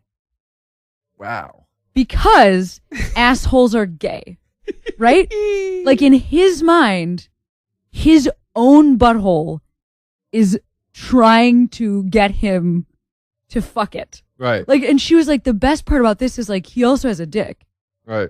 Which is like, so if we're going to break down what gay dudes are, they're, they dick are men. Asshole. Yeah. So they are men. So they do have those things. Yeah. But, like buttholes, not super gay. No. I mean, like they can be used for sex. They can be used in a gay way. Lots of different types of people, Sure. Just because it can be used in a gay way doesn't make it gay. The color pink, for instance, can be used in a gay way. Doesn't make it gay. Also, get over it. That's literally. It's amazing also because we were laughing so hard, just like this poor guy. His. Can you imagine what your life is like if you can't wash your own asshole? I remember the constant fear that you must live in your daily life. Like, because not only does your ass like smell and feel awful, but also like you are that terrified that you are going to turn yourself gay. I'm going to take you the other way on this. I love washing my asshole. It's my favorite part of the shower. It's great. Very refreshing. Very refreshing. That's when you're truly clean. Yeah. It feels good a little bit. It feels great. Of course it feels great. That's why we want to shit. Yeah. If it didn't feel great, we wouldn't be able to go to the bathroom. Exactly. I remember I once wore a pink shirt. I have pink shirts. Yeah. I've got a few of them, Cameron. Like a button down? Yeah. And I remember I wore a pink shirt once to a show, and these comedians, like, they just wouldn't let it go. They made fun of me endlessly. And I was just like, guys, it's a fucking pink shirt. Like, it's it's a cool fucking shirt. It looks great with these jeans and like it you looks got like a good man's skin tone for pink. I got a You great do. skin tone for pink. I don't mind saying it myself. Yeah. You know, but like they just couldn't fucking handle it. And it was just like, dude, like that is so stupid to So me. I have a theory that this relates to, which is what when Rhea came home, then this is what we're talking about. I think that a lot of that stuff, that like fear of being gay, is actually misogyny. I think it's like men not wanting to be women. Because like if you really break down, I mean, I've just heard so many jokes over the years. So I feel like I kind of have like this understanding of what guys are afraid of. Because of course we like joke about our biggest fears sometimes. Right. And it really feels like the biggest thing that guys are afraid of is like a violation, being like an enter. Like they don't want to be like an entryway. They don't want to be entered, which would be very feminine, right? Like that is the way that women have sex. They are entered. But like to be a guy and to have that barrier broken is like really scary. I don't mind an entrance. Well, I mean, I don't want a girl to strap on a dildo and bang me with it, but I don't mind a finger entrance. Because it feels Ernie, good. I don't know what your thoughts are on it. He's into it. He's into it. Ernie silently shaking. Ernie is the silent Bob of this podcast. He's so concerned with the sound quality that he won't speak off mic, and he just shakes his head. But I don't mind an entrance. And, I've said this very publicly before. I'm dear friends with a transsexual porn star named Bailey J., and I have made no bones publicly that I would suck her dick in 2 seconds flat. Do I want to suck a regular guy's dick? No, but hers I would. Because she's a woman, right? So that's a little different, right? Well, like she she's was a woman a man. what I mean is she's a woman with a dick. Yes. So that's still a woman. It's still a woman, but it's because I'm only going to say this because because the biggest consumers of transsexual porn are actually straight men. Because like gay men won't necessarily want like they're not like only into dick. Right. They want like a man. And it would have to be like for me, if I was ever going to go down that road, it's got to be a really hot. I like what your two little fingers are doing. Women. I wish that we could just a picture of. I just want to know what. I can't wait to see what these two little fingers. You're about to see. You're about to hear. It'd have to be a really hot woman with a dick. Yeah. And it'd have to be like Bailey style, where there is not a trace or the tiniest trace of pubes, because once the pubes erupt on these the are dick, little pube fingers. These are like, this is the amount of pubes I could take. Once the pubes on the dick erupt, then it's too much like a man's cock, and I'm like, I'm out of it now. I understand what you're saying though, but I think that you're not. That's not as strange as like it might seem in your own mind. Or I don't know if you think it's strange or what. I think that like that is because like I'm assuming you like your dick, right? You're into your dick. You think it's cool that you have one? You mean that like you like your soaps, or like you like my dick personally? You like your my dick. own dick. Yeah. You weren't saying it like, Joe, he loves his dick. No. He's always getting dick, that guy. I thought you said it like that. You like your body, right? I mean, or like no, I'm not saying you like what are love you, your nuts? No, but I mean like you like that you have a dick. Yeah. It feels good. You do it, you use it to. Can I tell you something? I don't know if I've ever admitted this publicly. I, in the deepest way, wish I was a lesbian. I wish I was a female lesbian. Why is that? Because dicks are problematic. So you don't like your dick? No, I like my dick just fine. I like yanking it, jerking it, if you will. Yeah. I like boning stuff with it, banging, if you will. I like doing a lot of things with my dick, like having it sucked. Yeah, is one have of the it things. over for coffee. Yeah. I like being a dude, but there are so many times where I'm like, I wish I was a lesbian. It just seems like such a more convenient practice for me because I like girls. I identify more with girls than I do with men. And also dicks are problematic. You get fucking boners sometimes when you don't want them. And then that's a thing you just got to deal with. Like there's no way a chick's ever going to be like, there was never a moment in a classroom where they were like, Miss Esposito, come to the board. And you're like, I can't because your pants were soaked through. No. Like, it's like, but as a guy, you'd have a boner. Well, wait, like, maybe your pants would be soaked through. You mean, no, because I will From say. arousal? No. But I will say that there is a female equivalent to this, which is getting your period. But all nobody, over your fucking pants in high school. It happened to every girl that you know. That's embarrassing and that's terrible, but it's not like having a hard-on where they're like, what are you, some kind of fucking pervert? Well, I don't know. I think for women, it's like a. I totally understand what you're saying. Yeah. But I also think it's like the biggest fear. Like, I think we have a biggest fear too. Here's another reason I wish I was a lesbian. Tell me. Is because I am a sort of aggressive person. I have an aggressive personality. And by aggressive, I'm not a fighter. I've never been a fighter type. If I have a few drinks in me and somebody says something to me, I might run my mouth a little bit, but I won't know what to do if he hits me. I'd probably say I'm sorry and run away. But I'm not but I do have a bit of an aggressive personality, meaning I'm very passionate, I'm very loud. So I say all the time, when I'm at 5, it's like a normal person's 10. So I wish I was a girl, because if I was a girl with this sort of intensity, I think A, it'd be a little unique. Be like, man, that chick's got some fucking piss and vinegar in her. And B, it would never come off as, potentially frightening, honestly. I don't know what other word to put on it. Well, I will say that I think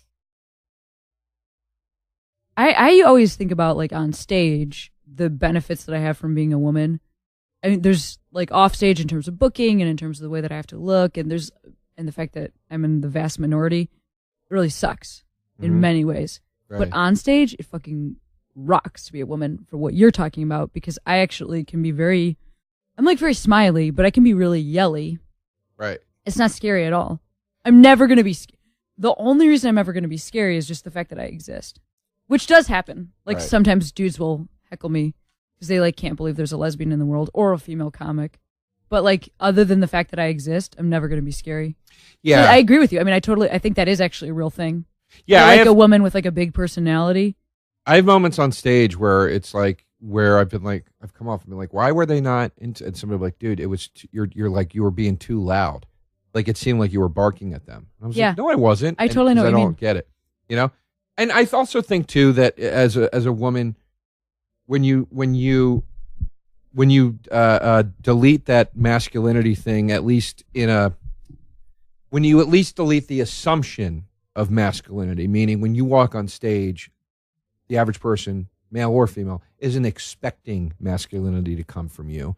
So you're starting from a little bit of a more fair place, I think. When a guy comes on stage, I think it's totally opposite, but I'm curious to hear where you go. I would finish. I was just going to say, when I go on stage, already I'm a guy, and then on top of it, I am a bit of an abrasive guy. Uh-huh. So then when I do certain jokes, they come off meaner than I want them to, or more aggressive. I used to have my first album, I have a joke. One of my best bits I've ever written. I'm super proud of it. But I had a hard time with it in the beginning because it was about was when the We and Oxygen networks were really, like, breaking. And I talked about how I thought these networks, made for women, by women, were going to be like these really wonderful places that would have, like, Susan B. Anthony documentaries, maybe stuff about Gloria Steinem or whatever, stuff that explored things that would uplift the gender. And instead it was just like garbage and like Bridezillas. And I did this whole fucking bit about Bridezillas and how the women are so awful and da-da-da-da. And how they keep saying it's my day, my day. And it ended with me saying, like, it all built up to this final moment where I was like, I just wish for once the guy, that's just completely a sap through this whole thing, like right in the final moments of that episode, when she drops her vulnerability, when she drops her guard for 2 seconds to lean in for the kiss at the altar, and she's vulnerable for 2 seconds, he just fucking lays her out and he goes, fuck you, it's my day. And then you realize that's what he was building towards this whole time with this monster. Funny bit, used to kill, but had a hard time with it. And when I would have a hard time, I'd be like, why is, and people would go, well, because you're talking about a guy hitting a woman. And I was like, yeah, but I'm not talking about it like in the sense of like a guy should hit a woman. It's a joke that this lady's an awful monster and she's ruining everybody's lives and cracking like whips on people. And then finally she gets hers in a funny way in the end. And I always felt like, well, if I was a girl, that joke would be much more palatable. You know what I mean? Interesting. Well, I mean, You see what I'm Got saying? it. Well, number one, I'm always going to have a problem with jokes where a dude hits a chick. I'm always going to have a problem with that joke. But just, I I'm get not what you're saying. A guy should, just making the joke of it would be funny. You can't even go there with a joke. You should ask me any question about what I think about Louis C.K.'s material later, because you don't like it. I'm assuming. Yeah, I don't like it. I don't like his. I think his television show. I'm so impressed with his show, and I think he's done an amazing job with it. But his premise, that feels like a very not I'm not saying ooh that's. But what I mean is the idea that it's and then what if she gets hers? Because I get that in your mind, you're a very, very you're a very sweet, approachable, fair person. Right. I think that's how he portrays himself. Sweet, approachable, fair, strong though. You're both strong. Right. And I think that sometimes there's a forgetting for men that you still are the person you are. And that's what you're saying is that unfortunately I'm trapped in this being. And at the end of the day, you could still fucking kill it, woman. You could do it. You could joke about that. Woman could kill me. It would be a lot harder. And I'm agreed. As I said, but women should be in the Secret Service, though. Yep. Those. Do you date basketball players? Is that who we're talking about, though? When we're talking about bridezillas, is that who we're talking about? Are we talking about a fair fight? We're talking about bridezillas, right? So what I'm saying is that I know what that looks like. That's not a fair fight. That's not I'm not talking about. You're not. Hey, have you seen the men on those shows? They're these fucking Rick Moranis. Have you ever types. seen the movie Haywire? Gina Carano, that's somebody that should be punched in the face. If it is a woman like that in a movie like that, I fucking love it. Yes. Cameron, you're getting way too deep in this bit. But my point. Here's my point. I agree with Ricky Gervais's perspective on what you can or can't joke about. In his second HBO special, he says, I am telling you jokes. I can joke about anything I want because I'm telling you jokes with the assumption that you are smart enough to know that I am joking. And he goes, I would never go up to a pedophile and go, hey, buddy, you're going to love this one. I wouldn't do that. And that's the best. Well, no, I don't think anybody would ever say that you can't joke about it. But here's what I would say. Because I'm not saying you can't. Well, that's what I'm saying. You can, but it's more palatable coming from a woman. You have to write a better joke. You have to write a better joke. It was a fantastic. No, but what I mean is okay, so anytime you're taking on a situation, right, where you would be in a position of power, right, you have to write an amazing joke. But I wasn't in the position of power. I was saying these. But you're talking about men versus women. Fine, but I mean, I also think it's the same thing as a rape joke, where it's just which women are the strongest proponents of. By the way, I've heard more rape jokes come out of the mouths of women than any men. I honestly don't even want to get into it. I would just say this. You can't just say that. No, but I mean, I am saying that my point was going to kind of speak exactly to that, which is if something disproportionately affects a community that you belong to, I think it is easier for the audience to go with you. So that's why those women can make those jokes. And men can make rape jokes, but they have to be better jokes because they are starting at a deficit. It's not, the stage isn't an equal place. Well, yeah. And just when you were saying, that's not what I'm saying. Go back to earlier, which is when you walked out, you're when I walk out, I have to be the guy, they think. And I think that when women walk out, you have to. No, I'm not saying I have to be the guy. That's not what I'm saying. What I'm saying is I come out on stage, they immediately assume I'm the guy. Right. I don't have to be that. I know. And I'm fighting against that the whole time I'm on stage. So a woman is fighting against not looking like that initially. Well, yeah. I mean, every comic is gonna walk out and there's gonna be strengths that they bring with them just physically. And then there's going to be strengths that they bring with them for the groups that they belong to. Sure. I can say things about lesbians you can't say about lesbians. Of course I can. Why? And I don't mean I can. I mean they will work. That's what I mean. Okay, that's fair. Which is what I'm actually talking about with this whole thing. I'm using maybe the wrong terminology, which is that's fair. I don't think any jokes are off limits. My biggest concern right now. What can work. My biggest concern right now is that I represent the joke fairly. It kills on my album. I mean, it gets a wonderful. I'm not saying it doesn't kill. That sounds like you had to write a really good joke. I'm being funny. It's a fantastic joke. I'm because literally proud of it. If you had talked about the same thing, but it had been a shitty joke, that would never have worked. But a woman could have a different opportunity to I have to write great jokes about why I hate men, or if I ever wanted to write that, because it's not something I can talk about. Well, that's interesting. I'm glad that you brought up a Easily. thing that you felt that you couldn't talk about as easily. I'm Yes. serious. Because I've always looked at it as, man, girls can just talk about whatever they want. And here's why I've always looked at it like that. Because so many women get up on stage. Lisa Lampanelli is a great example. I mean, she says horrid. I mean, I'm not saying it's not funny. I'm just saying she says like horridly racist stuff, gets away with it, gets huge laughs. And she always has. That is not a product of celebrity. I knew Lisa back when she would come through Philly and do like one-nighters when nobody knew who the fuck she was. And I saw her, I remember this, get up in front of when I tell you a packed house of black people, a packed house of black people, standing room only. They didn't know who she was. And she got on stage and leveled that fucking room in a way that I haven't seen many comedians do ever. Right. So like she just was able to, she just understood the dance. So I would see her, I'd see the Sarah Silverman types of comics that talked a lot of, where there was a lot of AIDS, rape, whatever. And my perspective was always like, man, girls, not an angry perspective, but I would just be like, man, girls can kind of get away with shit, man. I can't do that. Like, I can't say AIDS. People are like, whoa, dude, whoa. Right.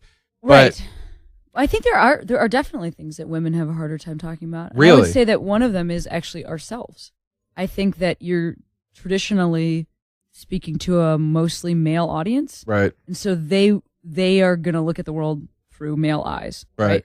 So then as a woman, you are entertaining the majority of the people you are entertaining like aren't going to give a fuck about what you're saying. Right.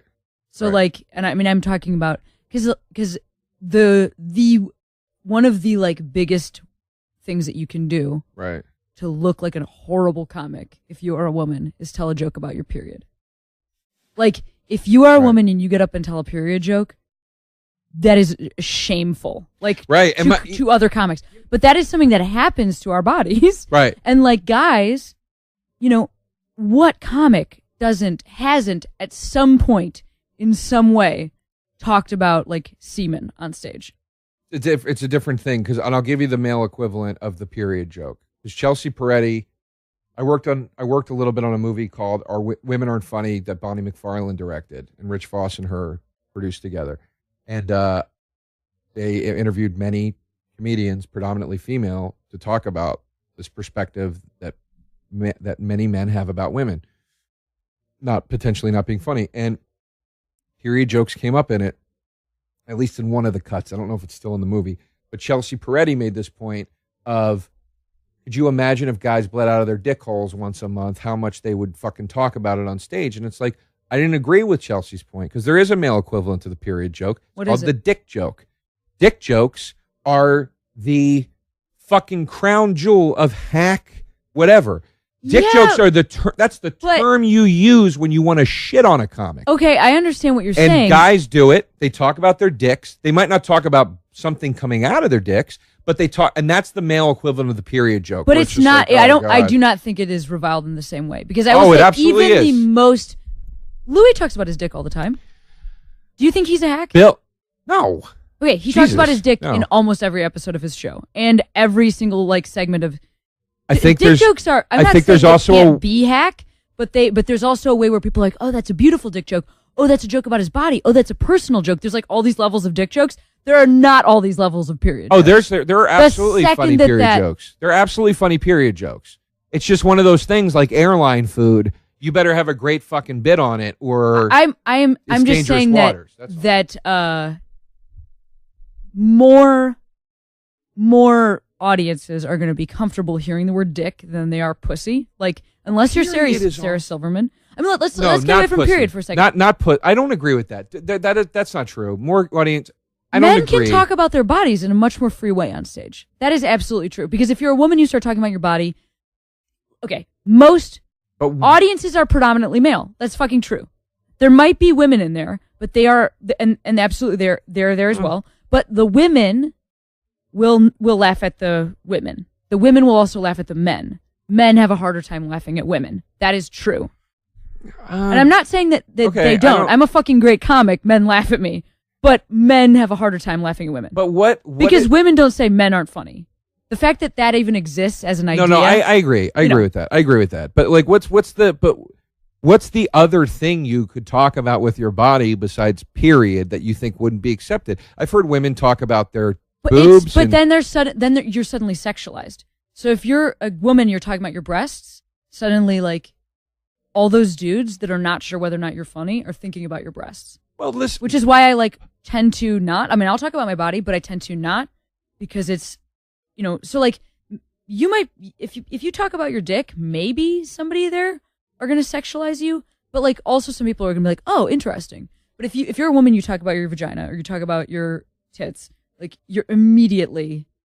Theoretically, but here's the thing. If you talk about them in the detrimental way that guys talk about their dicks, I don't think you're being sexualized. If a girl got on stage and goes, I'll give you a great example. It's not comedy. But then she's being gross. Well, guys are being gross, and that's why it's funny. But sometimes, I'm just saying that sometimes a dick can be a part of a premise and not a punchline. I think it's a little harder to have your breasts in there. I don't agree. I think I've heard women tell like OBGYN stories that are really fucking funny. I'm not saying it doesn't exist. I'm saying it's more difficult. I don't. I will say this. I saw Sarah Silverman do a show where there was a Q&A right after. And the first guy that got up, he asked what her pussy looks like. He asked her to describe what her pussy looks like. Now, Sarah obviously talks about whatever, any range of things. She certainly talks about her body. Mm-hmm. But like the idea that somebody would get up and ask that and it would be the first question is very interesting to me. Well, listen, there's two ways to look at that. One way is the sexist perspective, not that your perspective on it is sexist, meaning like looking at it as a sexist act on that man's behalf. The other way to look at it is, here's a guy that's heard this girl make a lot of really lowbrow, crass jokes. And lowbrow, I don't mean in quality. I just mean like by talking about fucking really dirty stuff sometimes. And thinks I'm going to be funny right now by saying absolutely. This. So, but here's the other thing too. This is the thing that you haven't mentioned about the dick versus the vagina thing. One of the reasons that dick jokes might be more palatable or funnier in a premise or whatever is because there's nothing self-mocking about the vagina. When guys talk about their dicks, it's self-mocking. Immediately, it's guy with a little dick, he's already in the inferior position. And that's why I think if there was something about like I think if like girls started a trend of like saggy tit jokes, it would be similar to the little dick jokes. And I've never really heard a girl do that. But who I have heard do that, and she's not a comic, is there's that Erykah Badu song where she talks about how she's like a real woman and her breasts sag. And I remember when she said that in the song, there was nothing about me that was like, ooh, ugh. It was literally like, oh man, yeah, she's talking about I love the point that you just made. I love it. I just think that there's also...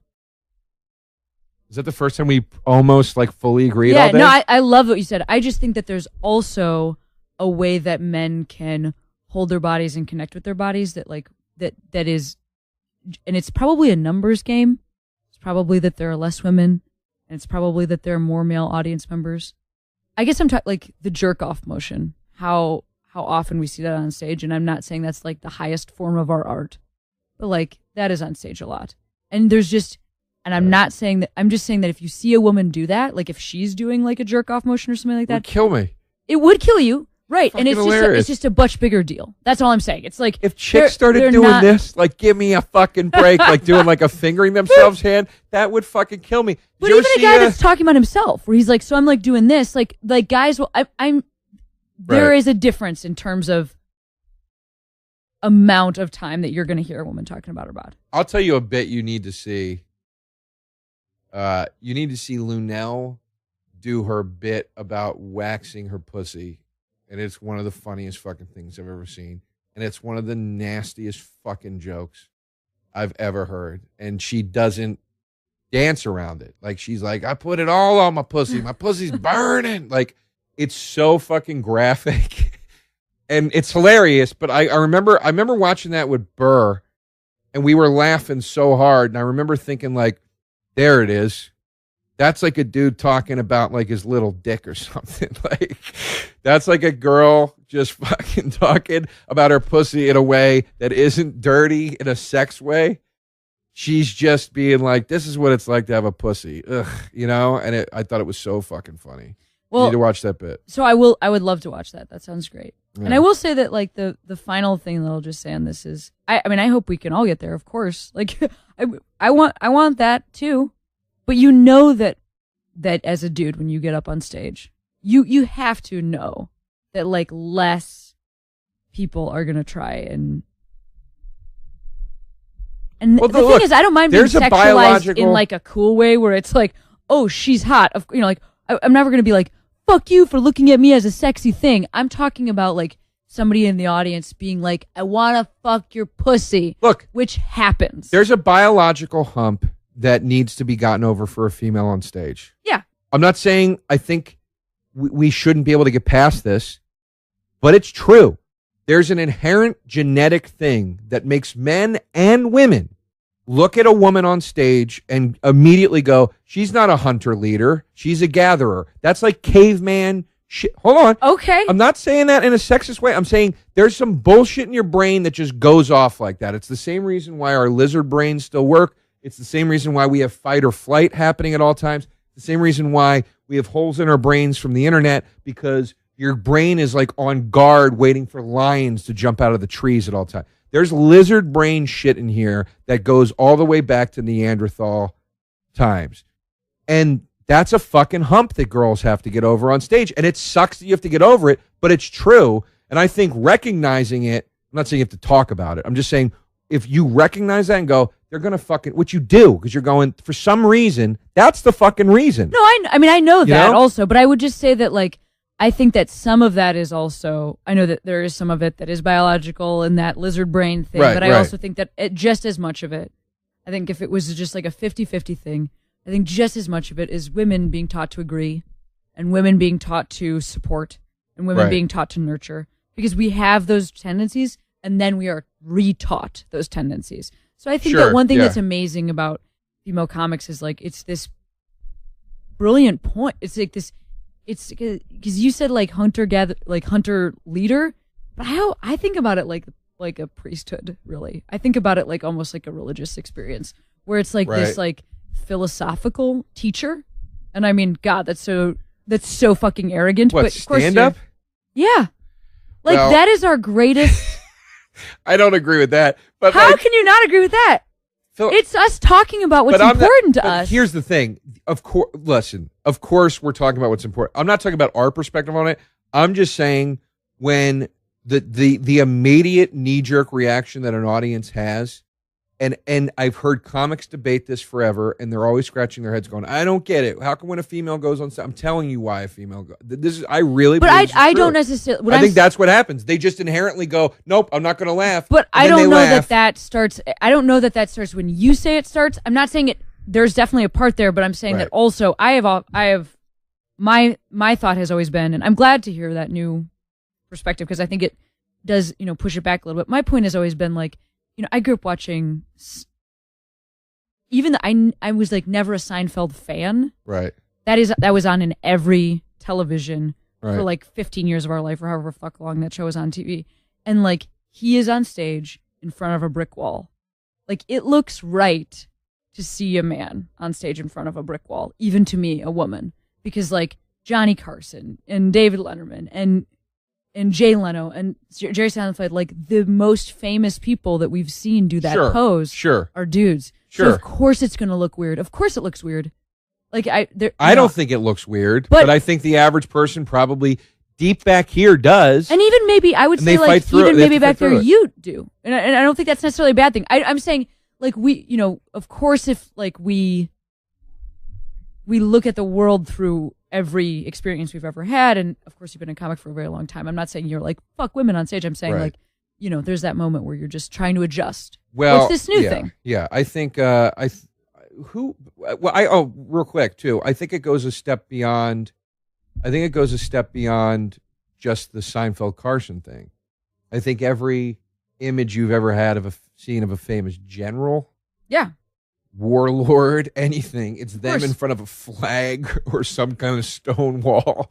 You know what I mean? When people ask me why more women don't do stand-up, which is something you're asked all the time if you're a stand-up, I always say the reason more women don't do stand-up is because more women don't do stand-up. Like, you only try to become something you think you could be.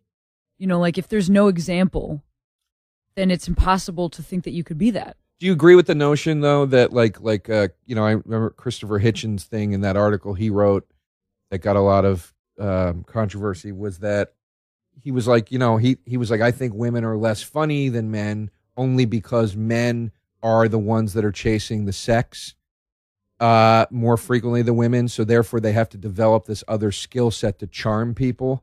And that's where humor starts to come in. You know, I read like a book about the brain and laughter. Right. That actually talked about laughter as deference. Right. So like we laugh when we think something is funny, but we also laugh when we're ceding control.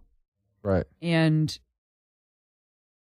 in like a dating situation. Right. Traditional heterosexual dating situation. Right.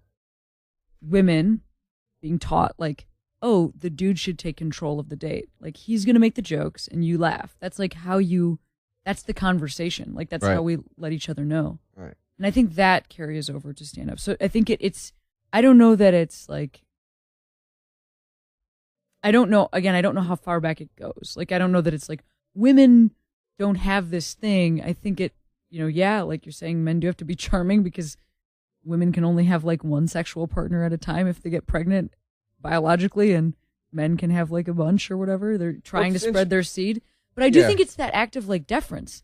And so there was a really fascinating part of this book where it was doing percentages of like the number of men that will laugh at men versus the number of men that will laugh at women versus the number of women that will laugh at women and the number of women that'll laugh at men. Like, you know, doing the like diagram of who laughs most at each other.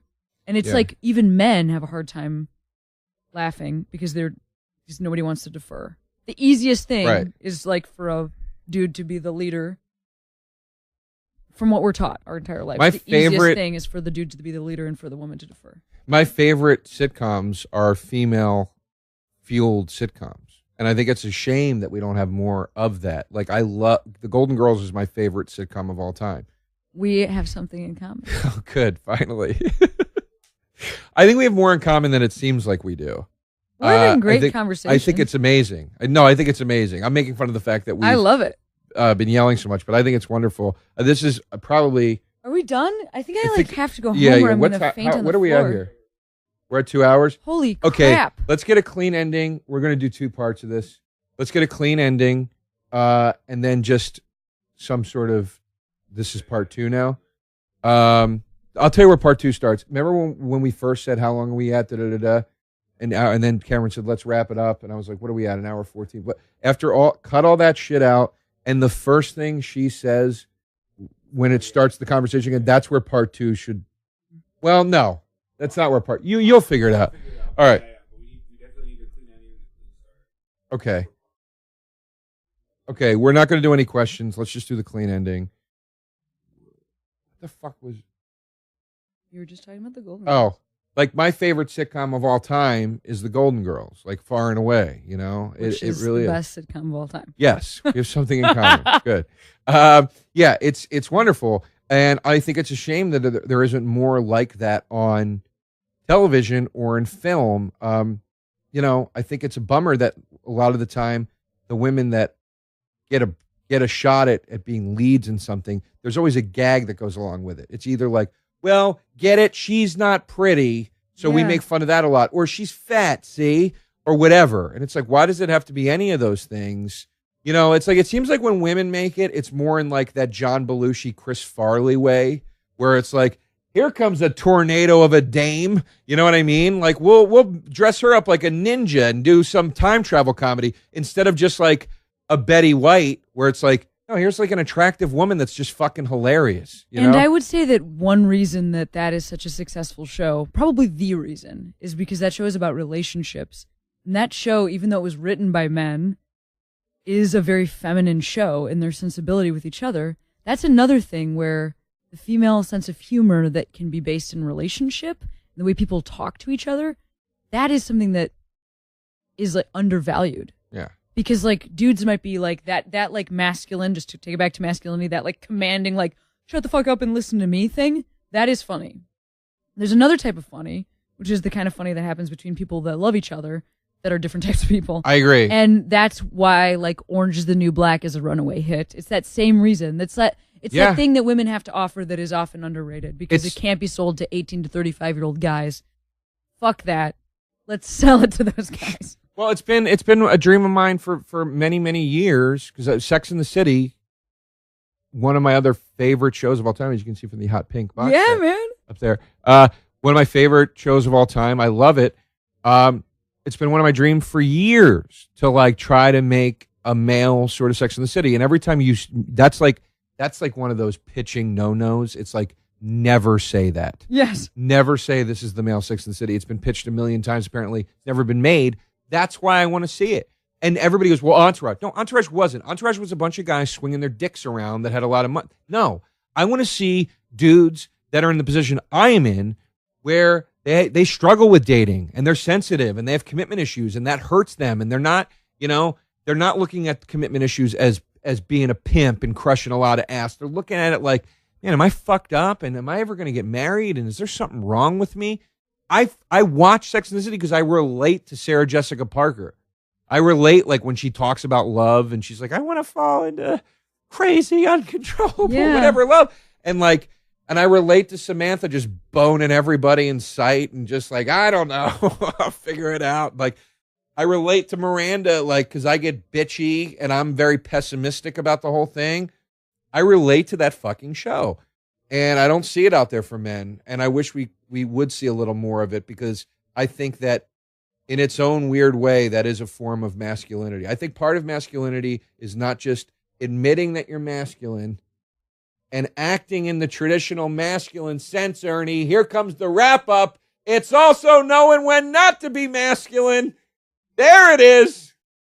A little effeminate to the masculine. That's right. You with me here, Cameron? I think that, just to go back to your Christopher Hitchens point to wrap this up, that also assumes that there's nothing that like women have to offer that is different. So yes, Sex and the City is fucking. Sex and the City is fucking, first of all, but Sex and the City is also women interacting with each other. Yes, and that is something that is hard to carry off in stand up for the same reason that we've talked about. Where you get up on stage and you're like talking about yourself the way that a woman would talk about herself. That can be hard. Right. But like, God, is that great when you see somebody succeed at that? That's so brilliant. And I think there'll just be more of it in the future. I hope so. I think it's so necessary. And I think it's also where we're headed. I hope so. Well, you just achieved 2 firsts ever on this podcast. The first is that we did a 2-parter. And the second is that I kind of was a little lost to that last thing you were saying. Perfect. And I was agreeing because I was like, it sounds like a thing I'm supposed to agree with. You can tell me I know. No, I didn't say no. I literally wasn't sure. Listen back to it later. What you were talking about, but it sounded like it made sense, and it sounded like it was like a nice thing to say, or the right. So. I think it was the right thing to say. I'm very smart. Oh, great! Oh, great! Oh, great! Great, man. Cameron, thanks for being here. What would you like to plug? This was amazing. 2 hours. Yeah. I can't believe it. Plug it. What do you want? Put Your Hands Together, which is my podcast. Okay. That Beautiful. is recorded at the UCB Theater. You have been at that show. It's a stand-up show. I did it once, and I couldn't have my set recorded, which it's a great podcast where they record the stand-ups and play the sets, and I was preparing some new material for something, and I couldn't record the set, so you were kind enough just let me do an interview. Well, we'll have you back. I will come back and do a set Good. that you can record. Listen to Put Your Hands Together and check out her albums. One's out now, and the other one one's drops coming in out. October. Yeah. October! Check it. And speaking of albums, pre-order coming soon for my new, get this, Ernie, double album of unreleased B-side material from the last 7 years of being on the road. More details to come, and whenever this comes out, I don't know. I'm in New York all July. I'm up at Comics 4th of July weekend at the Foxwoods Casino, and then I'm at Helium Buffalo, and then I'm going to be doing spots around New York City. You'll probably find me at the Stand. August, come into Acme Comedy Club sometime in August. So anyway, we'll see you guys. Thanks. Today's episode of Down with Joe DeRosa is brought to you by Cameron Esposito. I paid for it myself. I'm with Joe DeRosa. Hello, folks. Welcome to the podcast. This is Joe DeRosa, and this is Down with Joe DeRosa. One topic, one guest, 1 hour. Today we're talking about masculinity. There's certainly no shortage of viewpoints and opinions on this subject. Masculinity is what a man should carry himself with, or it's what defines real backbone, or there's too much of it in the world, or there's too little, or masculinity is a thing that shouldn't exist at all. So the question to me is masculinity good or bad? So often the case is that when masculinity is exhibited by a person, whether that person be a male or a female, it often leads to boorish, pig-headed, confrontational behavior. Masculinity and having something to prove always seem to go hand in hand. Fistfights, screaming matches, even plain old arm wrestling, all of these behaviors are the result of two people with too much backbone having too much machismo. On the other hand, masculinity often comes in quite handy. I mean, when you run into a maniac in an alleyway, or some other country points its missiles at yours, or maybe you're just getting picked on in the schoolyard, what else besides masculinity, or who else besides a masculine person, is going to assist you in acting with the proper strength in such a threatening situation? So, masculinity, it ain't all bad, it ain't all good. It's got its pros, its cons, its merits, its detriments. After all, you never feel safer than when it's shielding you, but you never feel more threatened than when you're on the receiving end of it. Seems to me that the masculinity argument is a lot like the gun argument. Nobody wants to have firearms around until somebody else with firearms shows up. Or maybe masculinity is more comparable to alcohol. It's one of those things that can give you confidence and strength, but too much of it can lead to a firestorm. I'd like to think that ultimately masculinity is something we just need to learn to properly respect. Because in a time when certain groups of people want to strip it away from us completely, and other groups of people want to react to that stripping by oversaturating themselves with it, we desperately need to find the delicate balance with masculinity before we turn into one giant, genderless, asexual clump, or erupt into a war of the sexes where teams are not defined by gender, but by the effeminate and the savage. I certainly look forward to discussing this with my guest today.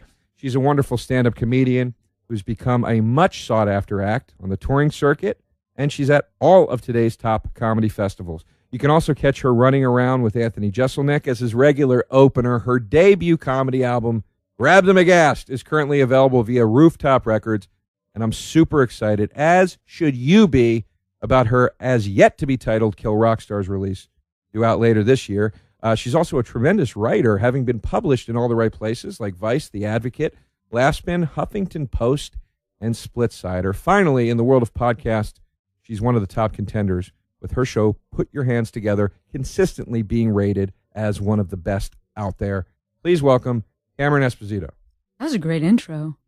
Thank You did a nice amount of research. I felt proud of myself. Oh, thank you. Yeah. Thank you. People often say that they like the intros, and I've tried to consistently stay on top of that, because I feel like that's like thank you to the guests. Yeah, nothing makes a comic feel more at ease than just to be like, I have done something. I can just talk for an hour. You know what I mean? Otherwise, I'd be like, what should I be doing? What should I be doing? Yeah, nobody's ever been like, my intro didn't say enough. The worst response we ever got was Baron Vaughn went, that was a nice intro. It makes me wonder why I have no money in my bank account. Well, that Baron, was the worst thing somebody could say. He's got a great, personality. Yeah. He's perfect at just like, yeah. I got new braces, but sadness as well. You know? yeah. A little self-detrimental, that guy. Yeah. Or self-defecating. Is self-detrimental I think self-defecating means he shits his pants, which I'm assuming he also does. We all do, right? What is the term self-deprecating. For that? Self-deprecating. Yeah. I said man, I fucked it up twice. Self-defecating is definitely poop. Sorry, Cameron, I'm not going to lie to you. This isn't the first episode we've done today. I'm a little foggy right now. You about to self-defecate? I already am. I was doing it through that whole intro. That's why I made it so long, so I have time to finish. Just really get it all out. So I texted you to do the podcast as I do any guest that comes on. I text the list of topics over because I create a list that I'm interested in talking about, and then you pick whatever you like. So now we're talking about a thing we're both interested in. And you immediately, masculinity, I want to talk about that. And I thought, that's great. I think it's an interesting conversation, A, to have with a woman, and B, to have with a woman whose sexual preference is other women, because I feel like now we're in very interesting territory to really discuss absolutely. this. So what draws you to the topic? Like, what made you... Because you said it in a weird way, not in a weird way in the text, but you said, I just like to discuss that for an hour. Yeah, yes. You know? Well, I guess, so I have many close male friends, but I do not live with a man, nor have I ever. And so there's this isn't necessarily a topic that I would talk about with, like, say, Anthony before or after a show. Like, we're not necessarily like, I mean, although it does come up, certainly, just little hints here and there. But the opportunity to really connect with a guy about what it feels like to be a guy, something I don't know that much about. The last time I dated men, I was 20. So, I mean, that's not really a man. That's like the beginning of what it means to be a man. So it's not something I've talked about with a lot of adult dudes, dudes who are fully formed that would have that. Yeah, it takes time. It's funny because I just read a study about like human sexuality, and it said that basically a female becomes fully formed sexually, genetically, whatever you want to call it, at about 16, and a man hits it at about 18. That's not to say your body can't change after those times, but like I guess your genetic sexuality or something is sort of fully realized or whatever in those 2 years. So when you're dating 20-year-old guys, I mean, you're dealing with little babies, guys that have only been in that body for really 2 years. You know what I mean? And are still trying to get used to it. I feel like this masculinity shit gets really. It's not so complicated when you're that young. It gets much more complicated the older you get. Well, maybe also it's not necessarily something that you've had to use in the real world, because if you're 20, you might not have as many responsibilities.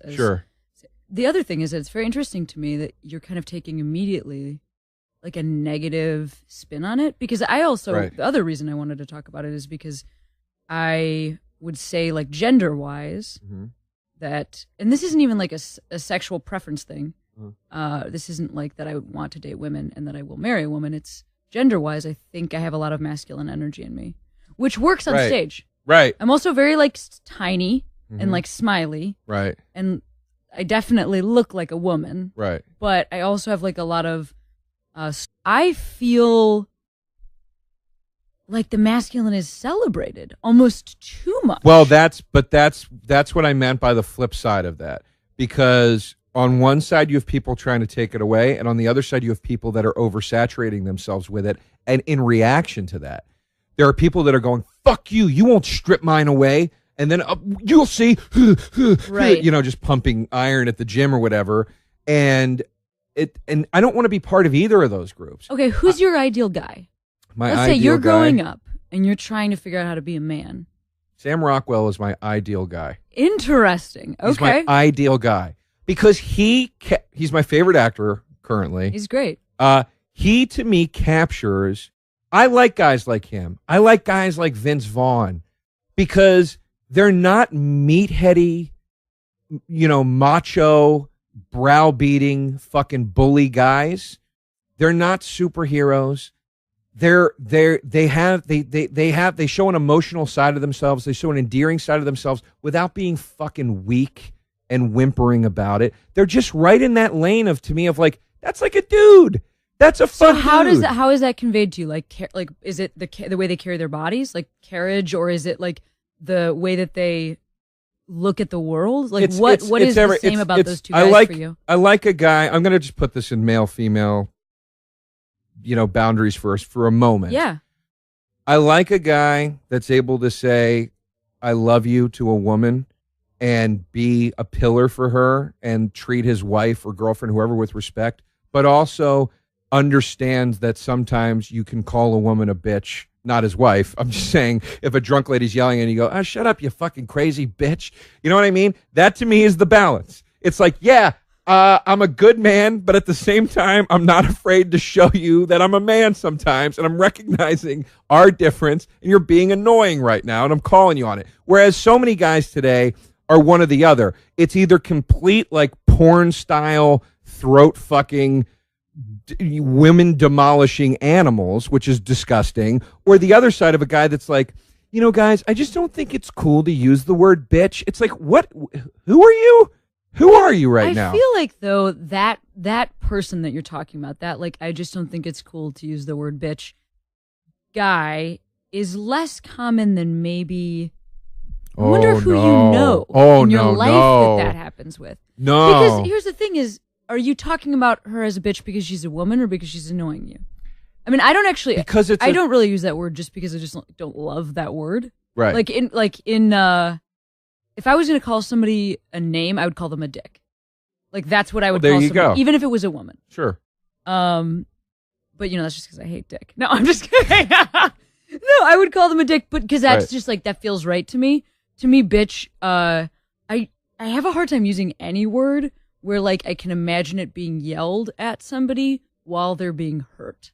So, like, I also don't use, like, even though I'm gay, I don't use, like, in words. Like, there's some words that some gay people would use. You can say slurs, like, it's not like... But I don't. Like, I don't even say them. No, I just mean, like, right now. I know. What I mean is, like, it's okay.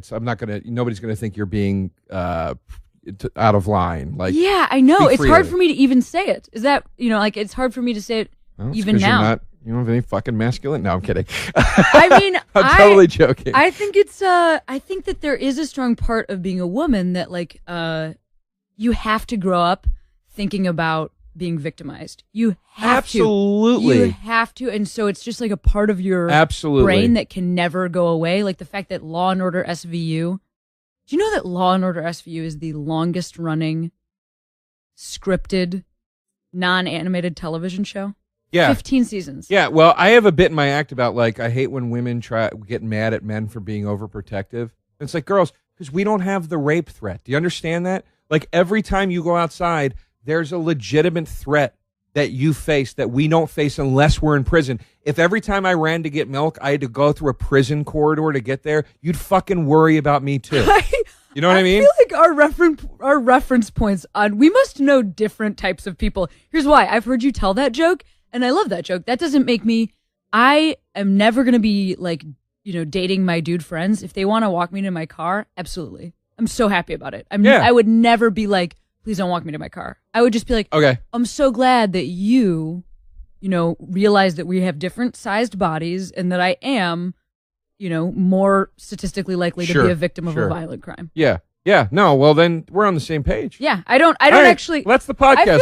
I feel like we did it. We just must be, like, running in really different social circles. I don't think my example of the bitch thing that's why I said beforehand, I'm going to put this in, like, black and white gender, in a gender scenario, because I'm trying to think of, like, the bitch thing wasn't a great example. And now I'm worried that if Vince Vaughn or Sam Rockwell ever hear this podcast, they won't want to be friends with me. So they'll be like, I wouldn't say bitch. What the fuck are you talking about? It's my best Vince Vaughn impression. I've been working on a Sam Rockwell impression. I can't do it anywhere. So you mean that it's not somebody who doesn't think men and women are different. You think men and women are different. Absolutely. They're absolutely different. I think they're the most different things of all time. I also think men and women are different. Yeah. Some people don't there's think some that's differences true. between black guys and white guys, and I'd like to talk about it. But some people will not accept that. Well, that men and women are different. Here's a much better example of what I meant with the masculinity, the balance of man versus, you know, a decent man balance or whatever you want to call it. The guy that can be loving of his wife, his children, et cetera, but also doesn't have a problem with sometimes you got to hit a guy in his fucking jaw for running his yap.